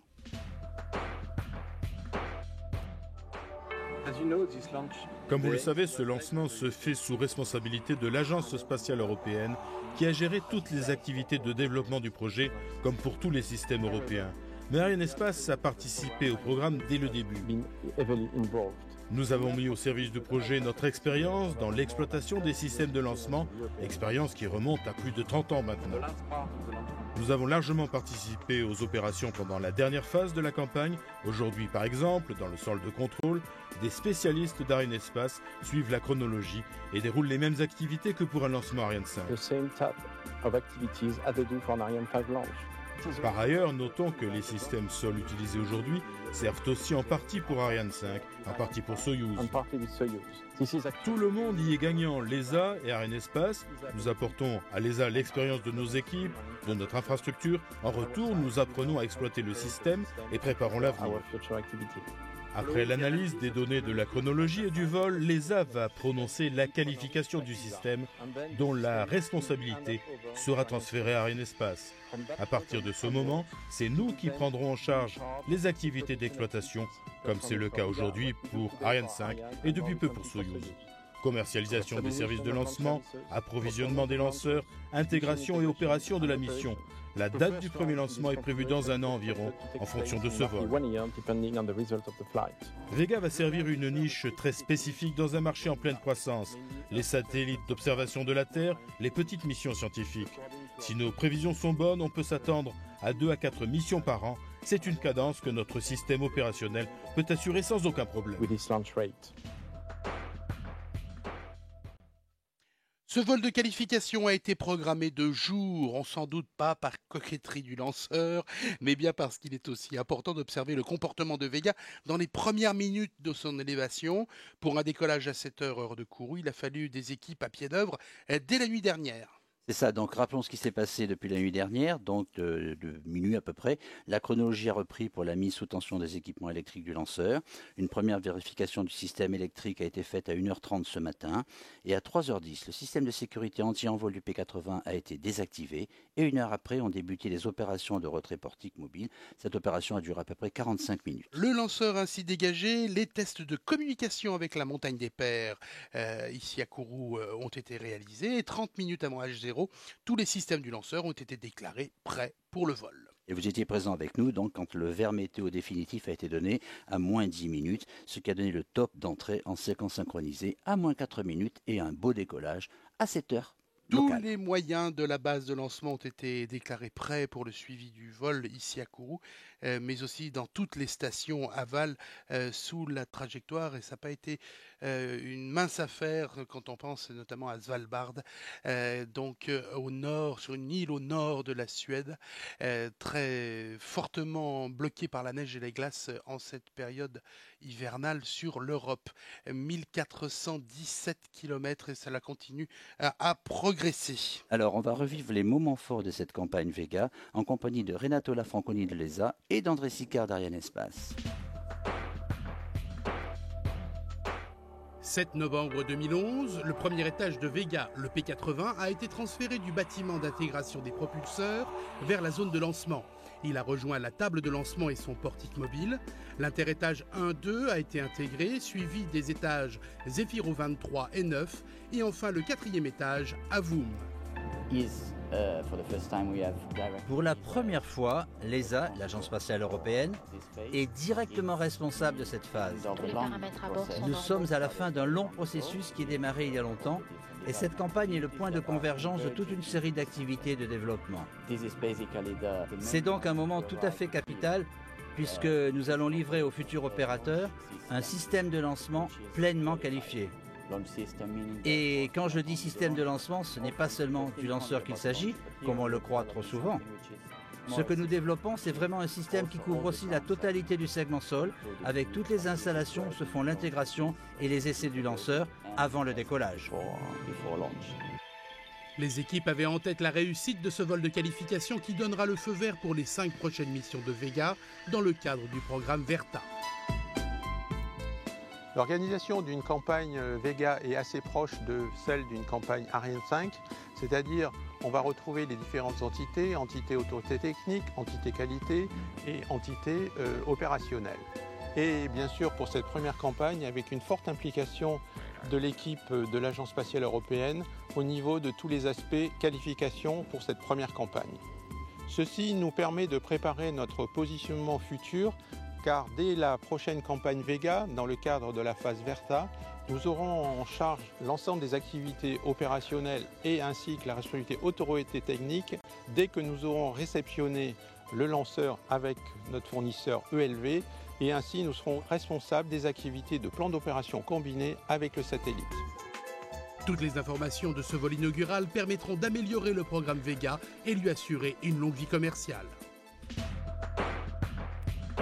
Ça grimpe, 1440 km, allez encore 10 km. Et toujours la vitesse qui... étage dans moins de 2 minutes. C'est ça. Ah donc la VOOM va reprendre de l'activité dans moins de 2 minutes. Et on le voit bien sur cette courbe, après une ascension très très forte, il va y avoir un palier qui sera nécessaire. Mais on va y revenir au largage du premier passager. Nous sommes dans l'attente de ce deuxième allumage. Cela va se passer au-dessus de la péninsule coréenne. Ce qui reste du lanceur file en direction de l'hémisphère sud. Et les images de synthèse qui nous sont actuellement proposées restituent parfaitement le composite et son positionnement par rapport à la Terre. Alors, quand on dit composite, il faut comprendre la partie cylindrique de la VOOM, la partie conique avec l'adaptateur, et au-dessus de tout cela, il y a cette structure, donc un peu compliquée, c'est vrai, qui supporte tous les satellites. Cette plateforme supporte les satellites, mais aussi d'autres équipements spécifiques aux satellites, en particulier à l'ARES, des accéléromètres, des capteurs, des batteries, les équipements d'acquisition et de transmission, les systèmes de séparation des satellites et même une caméra embarquée. Et il nous tarde de voir ces images une fois qu'elles seront décodées. Qu'attend-on justement de ce deuxième allumage? Eh ben, la VOOM sera allumée un peu plus de 4 minutes pour la deuxième fois. Pendant cette durée, il va mener à l'altitude finale pour libérer l'ARES, c'est-à-dire 1450 km, qui est celle donc demande l'ARES, et tout ça en augmentant la vitesse pour l'amener de 6,62 km par seconde, où on est exactement maintenant, à 6,95 km par seconde. C'est pendant ce palier que l'ARES pourra être larguée. Quelques secondes de patience pour ce deuxième allumage. Fin de la phase d'orientation.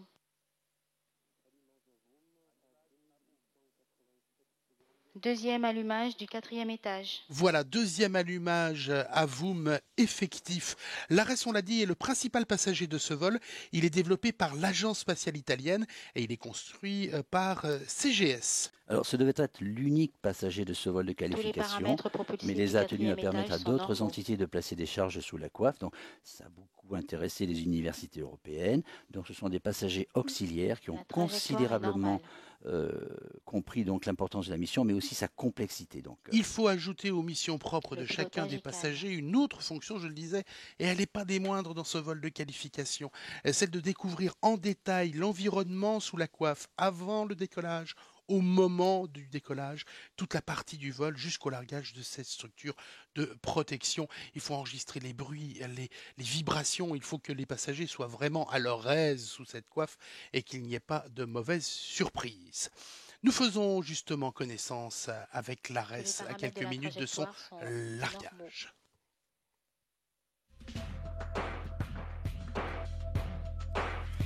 Il y a du monde sous la coiffe de Vega pour ce vol inaugural, pas moins de 9 passagers.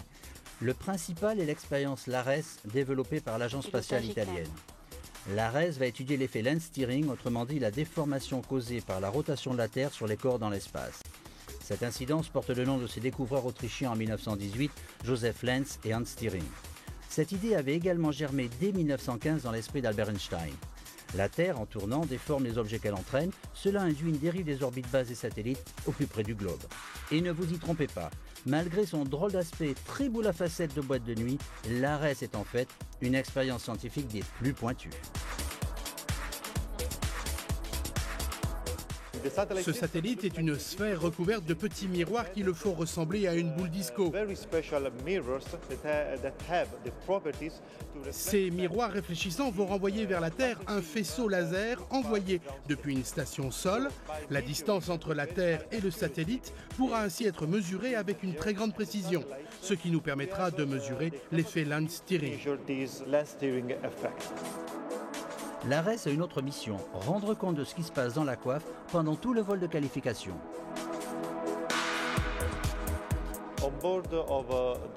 À bord de l'ARES, il y aura une série de boîtiers et de capteurs qui recueilleront des données très importantes sur l'environnement des charges générées par le lanceur. Après confirmation, ces données seront utilisées pour la constitution des futures charges utiles qui seront embarquées sur le lanceur. Bien maîtriser les conditions de vol des charges utiles de Vega, c'est lui assurer le succès dans sa carrière commerciale qui va débuter. Vous le voyez donc, 1450 km et quelques centaines de mètres, c'est stable au niveau de l'altitude, la vitesse continue à progresser. L'ARES signifie Laser Relativity Satellite, c'est une boule en alliage, on l'a vu, un alliage de tungstène constitué de 92 réflecteurs miroirs qui seront utilisés pour contrôler la position du satellite par une liaison laser depuis les stations terrestres. Cette sphère de 37,6 cm de diamètre, soyons précis, pèse 400 kg, ce qui en fait l'objet spatial à la densité la plus lourde. Alors l'ARES, je le répète, sera positionné sur une orbite circulaire de 1450 km. Regardez, on y arrive. L'ARES vient compléter deux précédents satellites d'études par laser de la géodynamique, l'Ageos 1 et l'Ageos 2 de l'Agence spatiale italienne, lancés respectivement en 1976 et 1992. Nouvelle extinction du 4e étage sur commande de guidage. Voilà donc, deuxième extinction. Début de la phase balistique. Et une nouvelle phase balistique, Claude. Pendant ce palier à 1450 km, l'ARES va être séparée. Et dans cette période, donc on parlait tout à l'heure de finesse de la WUM, c'est bien cette finesse d'exécution de la WUM qui va être à nouveau testée puisque le composite va être mis en rotation de 30 degrés par seconde. Il tournera lentement sur lui-même afin de donner cet effet à l'ARES lorsqu'il sera séparé. Comme un lifté sur un ballon de football. Il ne faut pas croire que cette pratique est uniquement réservée à cette sphère scientifique. Oui, on retrouve cela dans toutes les charges utiles de forme cylindrique. C'est une manière de prouver aux futurs clients les capacités d'emport de Vega. Un largage qui aura lieu, selon les prévisions, d'ici une bonne minute. Comment ce satellite sphérique va-t-il quitter l'ensemble? Alors l'ARES est tenu sur son adaptateur, on ne le voit pas très bien sur ces images, mais par 4 griffes qui se relâcheront. Et grâce au ressort qui est installé sous l'ARES, il sera propulsé dans l'espace. On va le voir tout à l'heure. Il suffit de peu de choses en fait pour un largage. Vous comprimez un ressort, vous lâchez les griffes. En fait, c'est une sorte de partie de flipper à l'échelle spatiale. Mais là, il n'y a qu'une bille. Alors, si on regarde maintenant l'altitude qui est exactement à 1450,0 km et la vitesse à 6,96 km par seconde, ces deux valeurs sont réunies maintenant.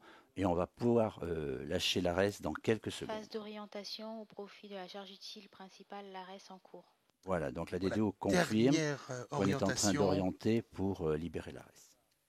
Donc la séparation de l'ARES devrait intervenir d'ici une minute, même pas. On insiste sur le fait que les 3 premiers étages sont des étages à propergol solides. C'est eux qui développent la plus grosse poussée pour pouvoir vraiment emporter au plus haut ce lanceur Vega. Et la WUM, après, tout en finesse, va venir rectifier toute la rudesse, on va dire, de ce décollage. Exactement. Et puis remettre tout ça dans l'ordre et aller déposer tout en douceur ces charges utiles aux endroits qui lui sont assignés. On le répétera jamais assez dans le spatial. Au plus près vous fin déposez. De la phase d'orientation au profit de la charge utile principale, l'ARES. Ah, ça se précise. Au plus près vous déposez, disais-je, au moins vous avez à consommer de carburant propre et pour vous y rendre. Et puis là, de toute façon, l'ARES, il n'a pas de moteur personnel. Non. Voilà, on est en attente de cette séparation.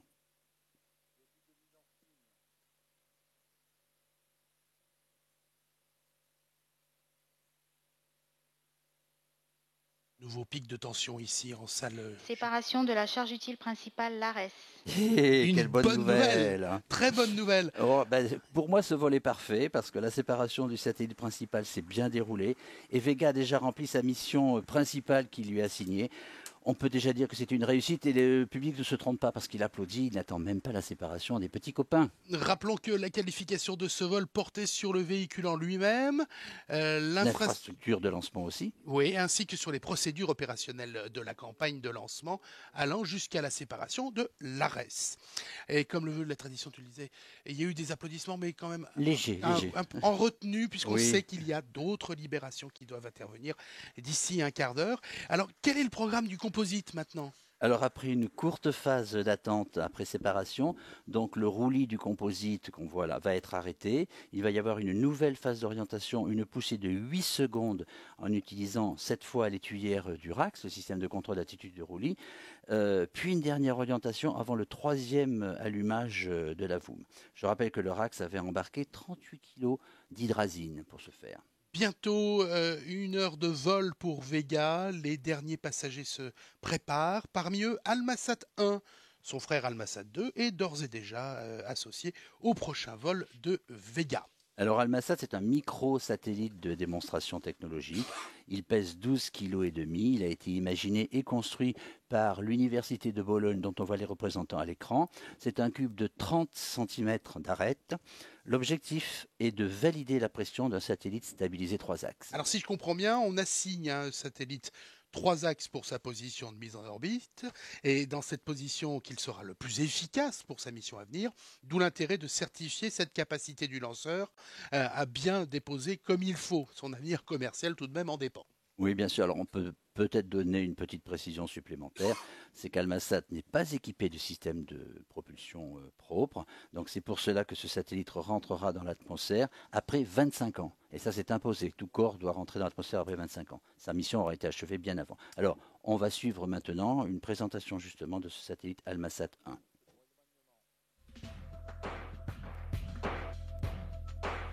Les élèves et les enseignants de l'école d'ingénieurs de l'Université de Bologne en Italie ont tous participé à la conception et à la réalisation d'Almasat 1, également nommé satellite Alma Mater. Cette équipe va bien entendu suivre les opérations en orbite de leur expérience. Almasat 1 est un microsatellite pédagogique de l'agence spatiale italienne. Il annonce des missions universitaires futures. Il est le premier d'une flottille. Nous essayons de voir s'il est possible d'utiliser dans l'espace des technologies terrestres comme les cellules solaires, les systèmes optiques, les actionnaires, ainsi que d'autres instruments techniques dérivés des applications terrestres. Les informations que nous obtiendrons doivent nous permettre de réduire les coûts d'émission sans pour autant diminuer la qualité et la validité des résultats. De plus, ces résultats seront pris en compte pour préparer les missions qui suivront Almasat 1. C'est en 2003 que ce projet a été initié, offrant à la communauté scientifique universitaire une plateforme fiable à bas coût qui sera utilisée pour d'autres expériences, puisqu'Almasat 2, baptisé Almasat EO, est déjà programmé pour le 2e vol de Vega. Il sera dédié à l'observation de la Terre. Mais avant tout cela, il convient de tester cette nouvelle plateforme dans les conditions de ce vol de qualification.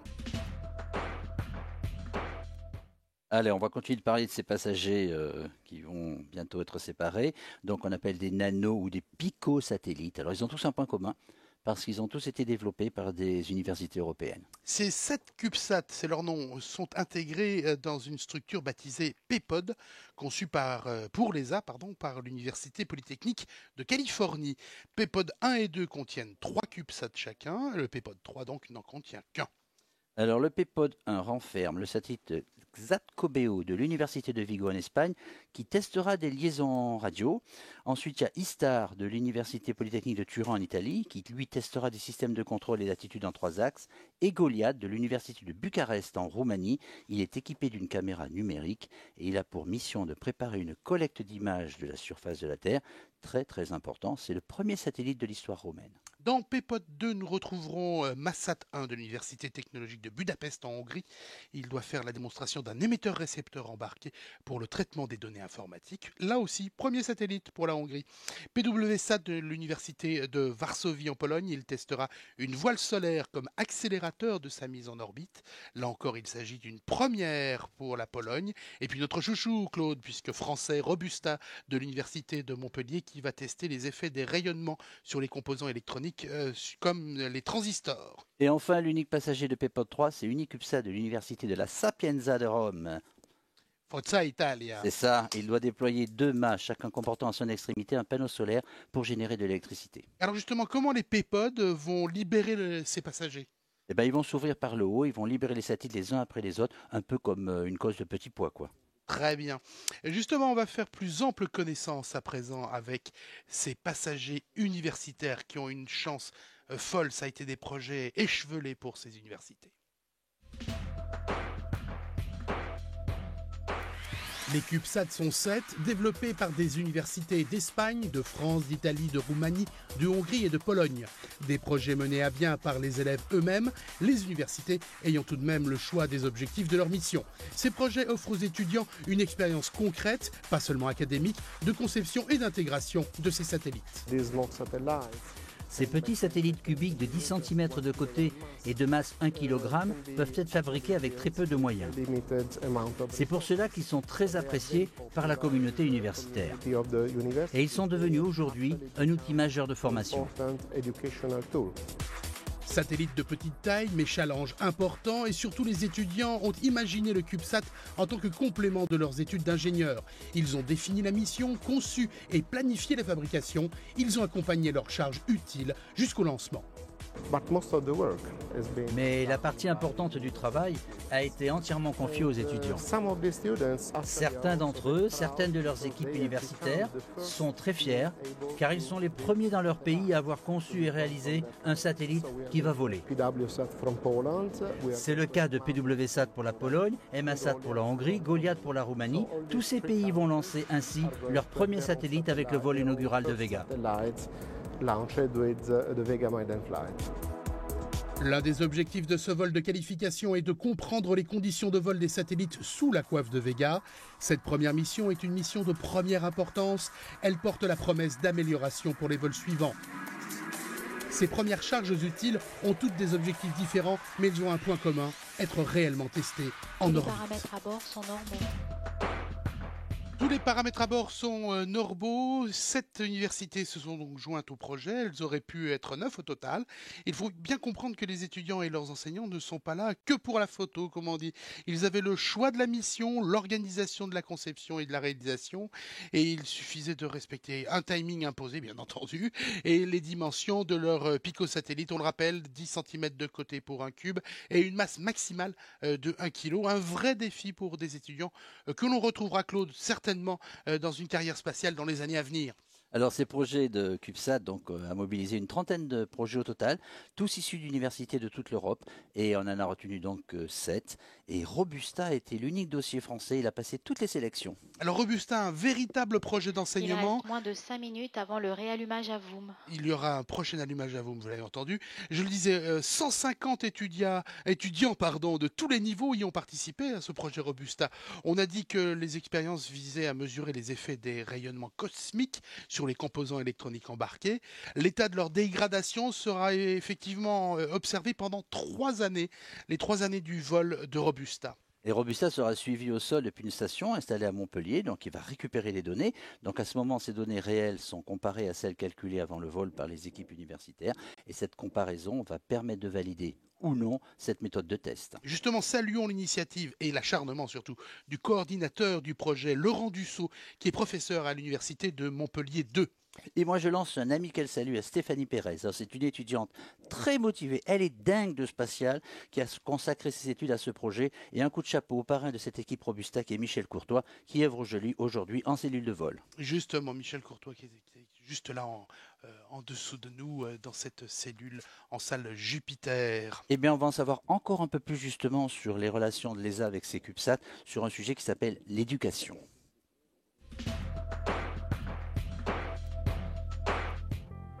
Parmi ses nombreux mandats, l'Agence spatiale européenne n'oublie pas qu'il lui revient de favoriser les vocations pour les carrières scientifiques.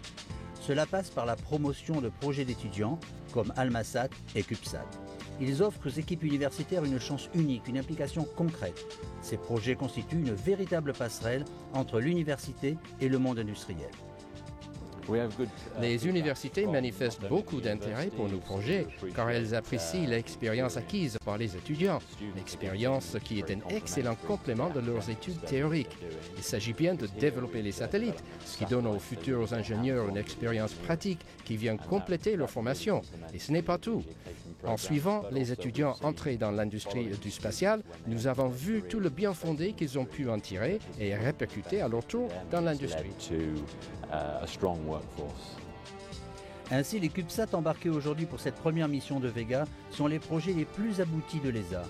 Le défi des étudiants, imaginer et créer une expérience confinée dans une petite boîte. Ils ont ainsi la chance de participer à un projet satellite et de voir ainsi leur rêve devenir réalité. Développer un satellite et le lancer dans l'espace par l'ESA, c'est quelque chose que les étudiants n'avaient jamais eu l'occasion de faire auparavant. Sans oublier qu'ensuite, ils vont l'exploiter en orbite. C'est donc une occasion tout à fait unique pour ces jeunes étudiants. Autre défi, tirer expérience de ces nanosatellites que sont les CubeSats pour l'appliquer aux plus grosses charges embarquées à venir.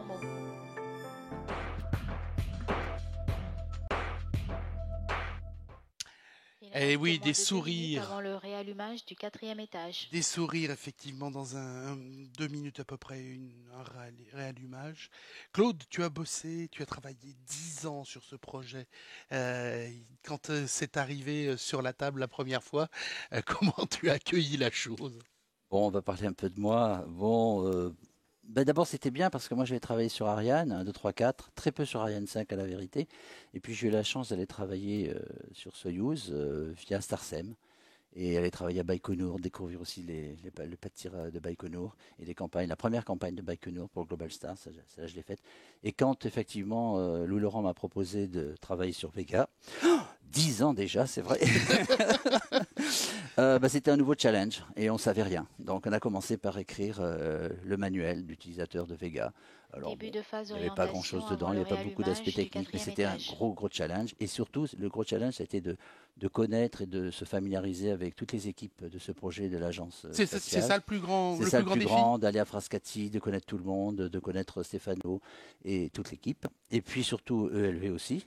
Et ça a gagné à force de revues, à force de réunions. On s'est connus, on a fait une 2e édition du manuel et puis des documents. Oui, parce que vous vous croisiez, mais vous vous connaissiez bien, mais vous n'aviez pas travaillé forcément ensemble. On n'avait jamais travaillé ensemble. Voilà. Et puis après, l'équipe Vega d'Ariane Espace, bien sûr, a grandi. On a pris des ingénieurs d'un peu tous les services qui se sont mis à travailler là-dessus, à la direction commerciale, à la direction des programmes. Donc effectivement, l'équipe a grandi pour arriver à ce qu'elle est aujourd'hui là-dessus, quoi. Le moins bon souvenir ? C'est d'aller dans des revues qui duraient des jours et des jours et des jours, et puis de ne pas arriver à ce qu'on voulait, il fallait revenir, etc., etc. Et là, c'est vrai qu'on a baissé les bras. Bon, ça s'est toujours bien fait quand même, mais bon, c'était pas un très bon souvenir. Et sinon, le meilleur ? C'est aujourd'hui. C'est bien le croire. Du 4e étage. Voilà. À nous, 3e allumage donc pour la VOOM, un 3e allumage qui permet de passer de l'orbite de l'ARES à celle 8 km plus haut, c'est bien ça? C'est ça, exactement. Donc, pour l'ARES, on était à 1450 km. Et là, on est en train de monter. Donc, on est à 1455 km avec une vitesse qui est proche de 6,89, qui est exactement 6,89. Voilà. Le largage sera donc dans l'ordre des nommés, comme on dit. Alors, exactement. Donc, d'abord, on aura le Pépode 1 qui va s'ouvrir et qui va libérer donc ces 3 premiers satellites donc on a listé tout à l'heure. Et puis 10 secondes plus tard, on aura donc le Pépode 2 qui va libérer aussi ces 3 satellites. 10 secondes encore, le Pépode 3 qui va libérer son satellite tout seul. Et enfin, 10 secondes encore après, on aura la séparation d'Almasat qui lui sera déployé sur une orbite elliptique avec un périgée à 350 km. Son apogée étant proche de 1452 km. Alors on l'a dit, le largage de l'ARES était, on va dire, la fin de mission, entre guillemets, puisque c'était en tout cas celle qui était validée pour ce vol de qualification. C'est un bonus que de larguer ces passagers supplémentaires, mais une fois qu'ils seront largués, la mission n'est pas achevée pour autant. Non, mais ce que je voudrais dire surtout aussi, c'est qu'on n'aura pas forcément l'information en direct de la séparation. On va savoir que la phase a débuté parce que tout cela passe par le système de télémesure qui est embarqué sur cette fameuse plateforme qui supportait l'ARES aussi. Donc il va falloir décommuter un peu tout ça pour avoir ces informations en temps réel. Et je ne sais pas si la DDO pourra nous donner ça en temps réel. Alors, je reviens, je ne lâche pas à cette fin de mission. Une fois qu'ils sont largués, qu'est-ce qu'on fait de ce qui reste en vol? Alors, on va avoir un 4e allumage de la VOOM, on aura une réorientation de ce qui reste du lanceur afin de ne pas gêner les satellites sur leur orbite, et ce qui reste de l'étage va descendre de quelques mètres à 1344 km d'altitude avec une vitesse qui sera légèrement remontée. Ce vol de qualification va être... Nouvelle extinction du 4e étage. Voilà. Ah bah là, la grande joie. Là, on peut dire que c'est terminé. Jean-Jacques Dordain et Allez, ce sont les deux papas de Vega. Monsieur Fabrizi, ils l'ont poussé, ils l'ont porté ce projet. Là, il y a vraiment une grande joie. On met souvent en avant la difficulté de faire travailler les Européens ensemble. Et ben, au moins pour le spatial, voilà une belle leçon pour d'autres secteurs d'activité. Le spatial, lui, arrive. Il y a bien entendu des discussions. Beaucoup d'émotions dans la cellule de vol. Regardez. Ah oui. Début de la séquence de séparation attendue des charges utiles secondaires CubeSat et Almasat, qui sera confirmée par ESA-IPT dès que les données de la télémesure de la charge utile l'ARES seront disponibles. Voilà exactement ce que je vous disais. Alors c'est la station de McMurdo dans l'Atlantique qui est en train de récupérer ça. On va décommuter ces valeurs et peut-être que dans quelques minutes on aura ces informations. Bien. Regardez bien, je pense que maintenant sur ces belles images, on va voir les pépotes qui s'ouvrent et les CubeSats qui s'en vont. Le 3e pépote en bas à droite va s'ouvrir. Voilà, maintenant il est arrivé au milieu, merci. Hop, le dernier. Et dans 10 secondes, Almasat. Vous voyez les clients. Tout le monde est très content. Moi, je suis particulièrement touché, alors qu'on voit l'image de synthèse. Moi, je suis particulièrement touché, que ce nouveau lanceur ait réussi avec brio ce vol de qualification, et que sous la coiffe on retrouve des universités. On a trop souvent joué l'antagonisme université-monde industriel. Là, c'est bien la preuve que l'un et l'autre, en travaillant ensemble, arrivent à faire de très belles choses. Et puis je pense, je me mets un instant dans la tête de ces étudiants alors qu'on revoit ce lancement. Profitons de ces images.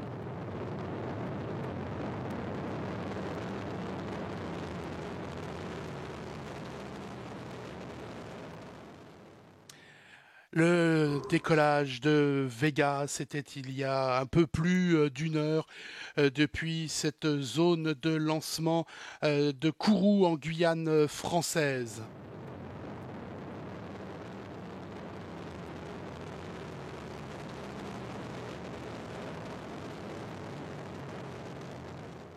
Petit mais costaud, hein, Claude? Ah oui, puis c'est parti vite, très vite. Beaucoup de monde a été surpris justement de voir la rapidité avec laquelle il s'était lancé. Alors moi je voudrais dire quand même, on va attendre que le décollage... On ne s'en lasse pas, c'est vraiment très beau. On ne s'en lasse pas, c'est très beau. Ce qui est quand même extraordinaire, c'est qu'après le premier vol de Soyouz, le 21 octobre, le 13 février 2012, on a lancé Vega, le 3e de la gamme Et voilà, la gamme est complète. Ah, pour toi, c'est un feu d'artifice. Fin 2011, début 2012, c'est un vrai feu d'artifice. On est en attente des déclarations officielles. Le premier à prendre la parole et à s'avancer au pupitre, ce sera Jean-Jacques Dordain. Pour l'instant, tout le monde se congratule. Eh bien, ils ont bien raison. Et Messip, que... Excusez-moi, mais Jean-Jacques Dordain n'est pas prêt de parler, il est en train d'embrasser la DDO. Ah oui, non, mais il a raison, il connaît les priorités. Tout le monde ici est très, très, très content. Il y a de très larges sourires. Ça fait plaisir à voir dans cette salle Jupiter. Et je le disais tout à l'heure, donc j'aimerais bien être dans la tête de ces étudiants qui ont travaillé d'arrache-pied pour que leur projet soit sous cette coiffe. Et ils ont de quoi être fiers de leur travail, ainsi que tous les techniciens. Il y a des applaudissements. Regardez ça, c'est extraordinaire. C'est fabuleux. C'est du jamais vu en salle de Jupiter. C'est une ovation debout. C'est Forza Italia aujourd'hui, c'est Vive l'Europe, c'est très très beau. Applaudi.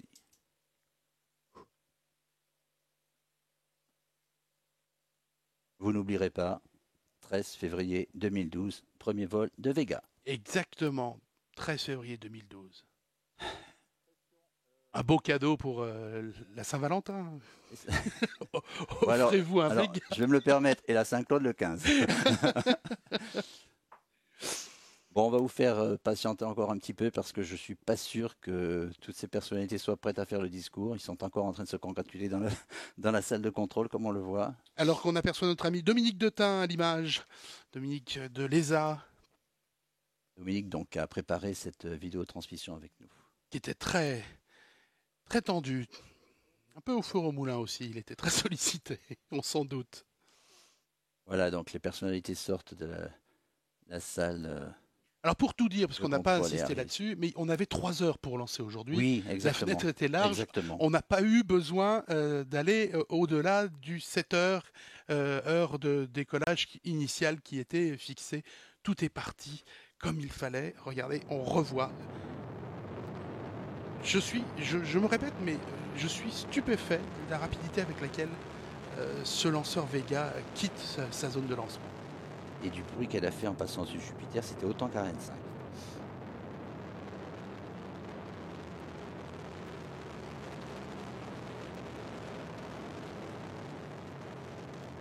Et vous qui nous écoutez encore, si vous nous écoutez encore, vous ne nous voyez pas, mais Thierry et moi, nous sommes debout dans la salle. Ah oui, debout pour voir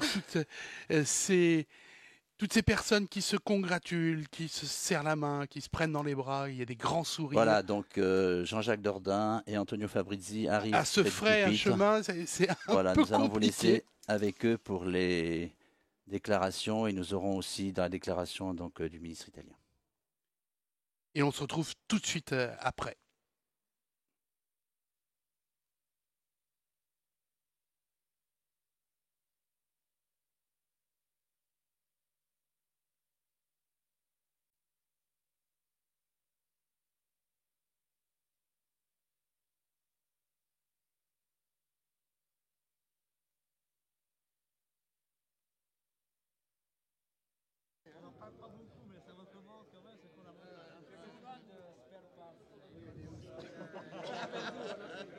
Hi everyone.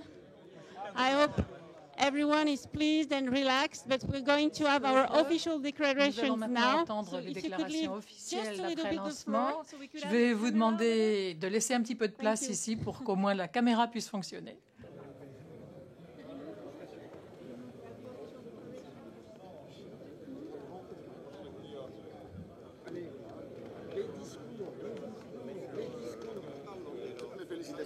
Ah ben, merci à vous. Pareil, jamais vu. Extra.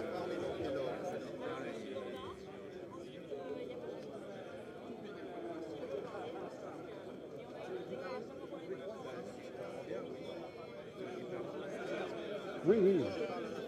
Oui, oui. Mais... C'est quoi les discours? Jean-Jacques, Jean-Yves, le ministre. Non, pas moi, non, c'est le ministre qui parle.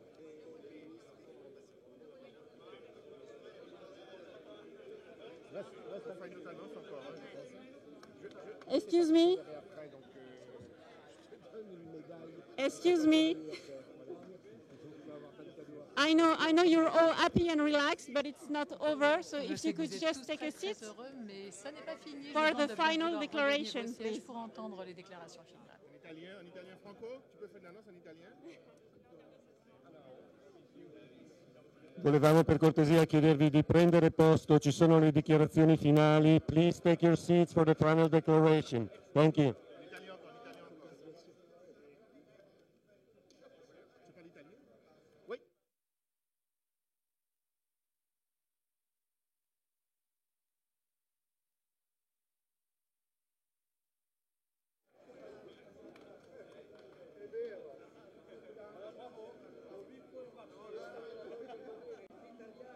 Michel, assieds-toi.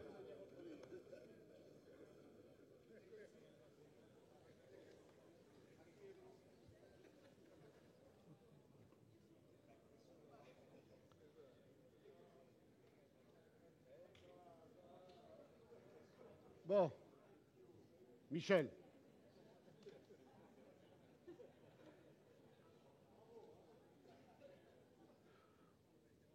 Okay, so, fatto.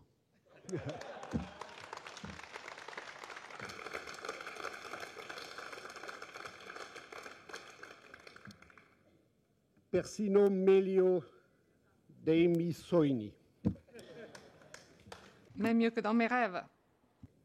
È nato un nouveau membre della famiglia. Un nouveau membre de la famille des lanceurs est né. Ieri vi avevo detto Hier, je vous avais dit que ça aurait été vraiment le dernier jour d'un développement qui a duré pendant 10 ans. Aujourd'hui,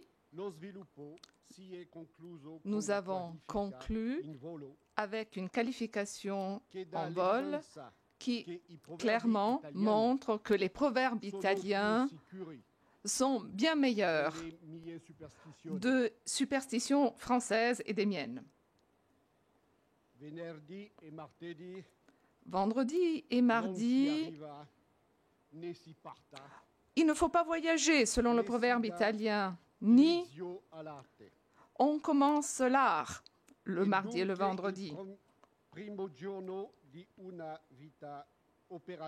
Et aujourd'hui, c'est le premier jour d'une nouvelle vie opérationnelle qui sera sans doute une longue vie de succès.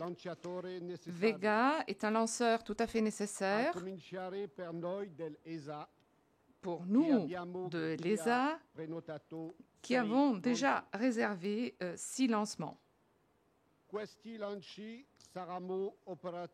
Ces lancements seront opérés par Arianespace et je suis vraiment ravie. Et je cherche M. Fabrizi. Et je suis vraiment heureux de manière symbolique donner ce nouveau lanceur dans les mains de Jean-Yves Le Gall.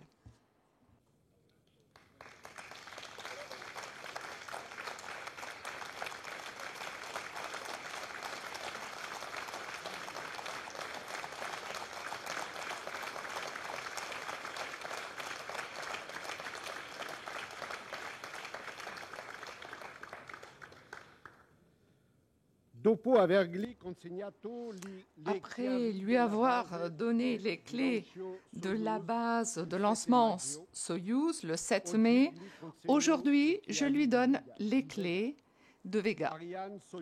Ariane, Soyouz, Vega, c'est une très belle famille. Donc, je te demande d'en prendre bien soin. Je suis certain qu'aujourd'hui, les pères de Vega sont plus nombreux qu'ils n'en étaient il y a 10 ans. Et ça, c'est un signe du succès. Mais je souhaiterais remercier ici les premiers pères, ceux qui ont fait face à des graves risques et qui ont su gagner contre une certaine résistance, et ceux qui nous ont laissés, Antonio Rodotta et Carlo Bongiorno.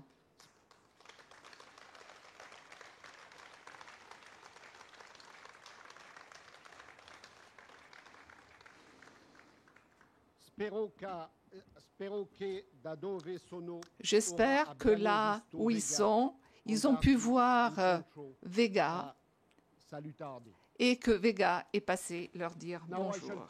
I shall switch into English because I have to keep some training. Je vais donc passer en anglais pour remercier les 7 États participants concernés. Ils ont fait confiance à l'agence, ils nous ont chargés de développer ce nouveau lanceur. L'Italie d'abord, bien sûr, mais la France aussi, la Belgique, l'Espagne, la Suisse, les Pays-Bas et la Suède. Merci à tous pour leur confiance, merci pour leur soutien. Je voudrais aussi remercier tous ceux qui ont pratiquement donné 10 ans de leur vie pour arriver au résultat d'aujourd'hui. Ça n'a pas été chose facile. C'est un petit lanceur peut-être, Vega, mais comme je l'ai déjà dit hier, cela intègre énormément d'innovation, innovation technique, innovation au niveau de son financement, de la gestion du programme, beaucoup d'innovation et donc beaucoup de difficultés à surmonter. Mais vous y êtes parvenus. Et cela, c'est grâce à vos compétences, c'est grâce à tout le travail que vous avez investi et grâce aussi à l'esprit d'équipe qui a été le vôtre. Et cet esprit d'équipe, on en a pu mesurer l'importance au cours des années et des mois derniers. Je ne peux pas faire la liste de tous ceux qui ont nommément contribué au succès d'aujourd'hui.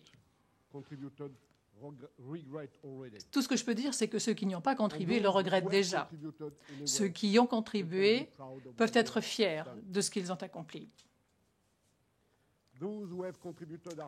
Ceux qui ont contribué, d'où viennent-ils? Ils viennent de l'industrie, des industriels européens, d'Ariane Espace, du CSG, que je remercie très chaleureusement. Joël, je sais que la mission a été difficile à lancer au départ, mais voilà, on y est. Merci au CNES, à l'Asie, à l'ESA. Et je n'oublierai pas, bien sûr, les membres des revues. Vous avez tous fait du beau travail.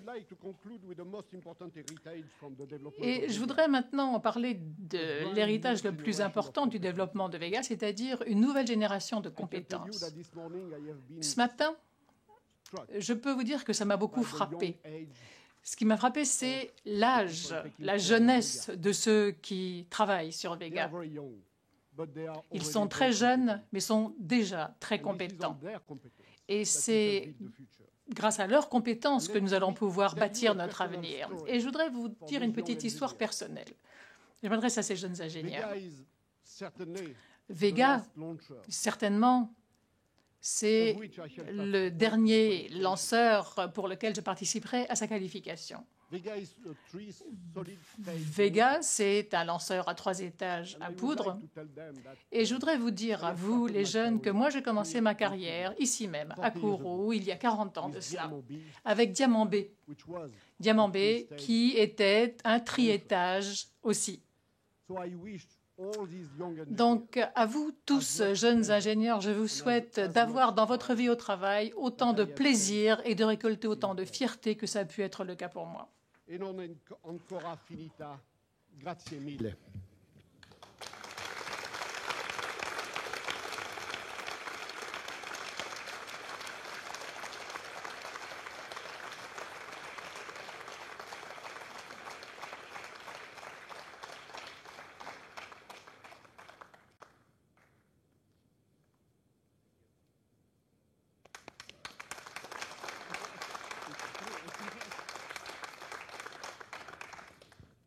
We were saying you have seen, I'm spoken in Italian, so Vega is then Vega, c'est presque un petit miracle, et on a même entendu Jean-Jacques parler italien. Ça n'est pas rien. Tout ce que je peux dire, c'est que nous sommes extrêmement fiers d'avoir participé à cette aventure avec vous tous. C'est une ère nouvelle qui s'ouvre que le lancement de ce premier Vega. Et ça va lancer des activités, bien sûr, en aval. Nous sommes très fiers. Les 7 pays membres qui ont participé à ce projet sont extrêmement fiers. Et comme Jean-Jacques l'a dit, Nous sommes prêts à accepter en notre sein d'autres pairs. Monsieur Werner m'en a parlé et m'a annoncé la participation d'Allemagne à Vega après ce succès, ce qui est quelque chose de très positif et dont nous ne pouvons être que satisfaits. Donc je l'en remercie beaucoup. Et on peut dire que le rêve qu'a pu être Vega au départ, pendant sa période initiale, ce rêve des pères fondateurs, des initiateurs de ces activités dans le domaine des lanceurs en Italie, je pense à M. Broglio en particulier, eh bien, il était que toute l'Europe, tous les pays européens puissent tirer profit de ce nouveau développement. Grâce à tous les efforts qui ont été investis, eh bien, je suis persuadée que tous les autres pays européens vont venir participer au projet avec nous et nous permettre d'améliorer encore ce lanceur de nouvelle génération. Je suis le seul Italien de mon niveau, si vous voulez. Je vais passer un peu au français, si vous le voulez bien. Remercier tous les Français qui sont autour de moi, Jean-Jacques, Yves Legal, Yannick Descata, Michel Aymar, I don't see him. Je parle-vous? Oh, Michel. Joël Barre.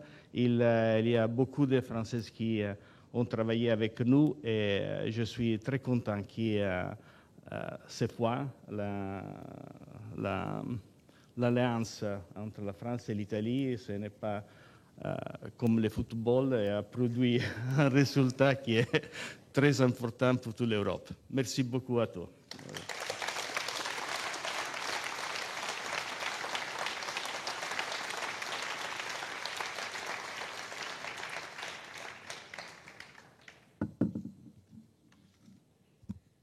Bien, évidemment je vais parler français parce que je n'ai pas encore eu le temps d'apprendre l'italien. Et donc merci Monsieur le Directeur Général, merci Monsieur le Président, et permettez-moi à mon tour de vous dire mon émotion après ce premier lancement parfait de Vega. Et une fois encore, le Centre spatial guyanais est le théâtre des exploits d'une Europe, d'une Europe qui entreprend, d'une Europe qui réussit et d'une Europe qui relève tous les défis. Je voudrais donc féliciter et remercier tous ceux à qui nous devons ce succès. Bien sûr, d'abord l'Agence spatiale européenne et sa direction des lanceurs à Paris, comme à Frascati. L'Agence spatiale italienne, avec à mon tour une pensée particulière pour le professeur Carlo Giangiorgio, auquel nous devons tant. Le Centre national d'études spatiales, aussi bien pour sa direction des lanceurs que pour le Centre spatial guyanais, et bien sûr tous les partenaires industriels du programme Vega qui voient le résultat de 10 années d'efforts et qui, partout en Europe, ont assisté à ce premier lancement. Et ce que je peux vous dire, c'est que ce lancement n'est que le premier d'une longue série, puisque vous le savez, Arianespace a depuis longtemps inclus Vega dans son offre de services et solutions de lancement, parce que ce lanceur, eh bien, le marché l'attend, le marché le réclame, et je suis certain que le marché va le plébisciter. Et c'est d'ailleurs déjà bien parti, puisque nous avons signé 2 contrats commerciaux pour lancer avec Vega les satellites Sentinelle, et que nous avons aussi engagé la fabrication de 5 lanceurs dans le cadre du contrat Verta que nous avons avec l'ESA. Enfin, je voudrais aussi féliciter les passagers de ce premier lancement, l'Agence spatiale italienne avec le satellite LARES, l'Université de Bologne avec Almasat 1 et les universités européennes responsables de cet écosatellite. Vous tous, vous avez fait le pari de Vega, c'est un pari osé et vous l'avez gagné. Donc bravo à tous. Et sans plus tarder, je passe la parole à Monsieur Profumo, ministre italien de la Recherche, qui, je crois, va nous délivrer un message. Merci. Certamente un grande successo è l'affermazione del perfetto connubio tra ricerca, ingegno ed industria italiana. Per l'Italia è la conferma del ruolo di protagonista in un settore fortemente avanzato come quello dello spazio. Vega sarà per il nostro continente un progetto ad elevata efficienza, sia economica per l'offerta di servizi collegati al lancio, sia in generale per le tecnologie che ne deriveranno.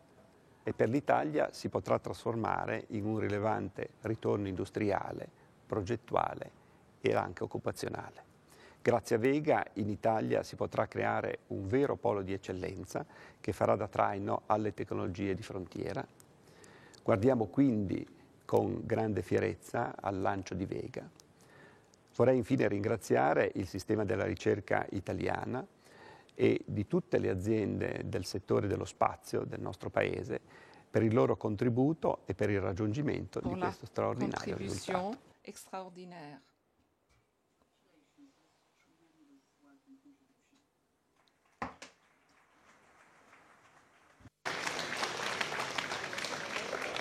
Bien, donc je crois que cela va terminer cette vidéo transmission. Donc le prochain rendez-vous est dans moins d'un mois, puisqu'après cet extraordinaire succès aujourd'hui, ceux de la fin de l'année dernière, eh bien nous avons de nouveaux rendez-vous avec Ariane 5 qui va faire son grand retour dès le 9 mars avec sa mission phare, le lancement du 3e ATV, et c'est un peu un clin d'œil baptisé du nom d'un grand scientifique italien, Edoardo Amaldi. Merci et encore bravo.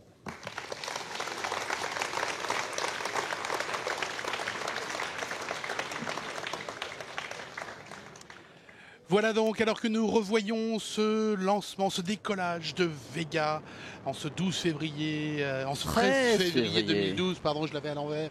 Splendide décollage. Une pensée pour ma part au fabuleux duo de mon cœur, Heather and Pearl. Et puis Claude, merci encore pour ton sourire, tes yeux brillants quand tout ça est parti. Qu'est-ce qu'on peut être content. Merci beaucoup tout le monde, merci le réalisateur, merci Guyane Première, merci nos voisins italiens qui ont commenté, merci nos voisins anglais qui ont commenté. Sylvia et Enrico, effectivement, qui étaient dans... Et Josh et Davidé à côté. Josh et Davidé pour les anglophones. Voilà, et bien écoutez, on vous donne rendez-vous. La prochaine fois, ce sera le 9 mars. Ce sera à TV3, Edoardo Amaldi en direction de la station internationale. Merci Thierry. Bonne journée. Merci Claude. Au revoir.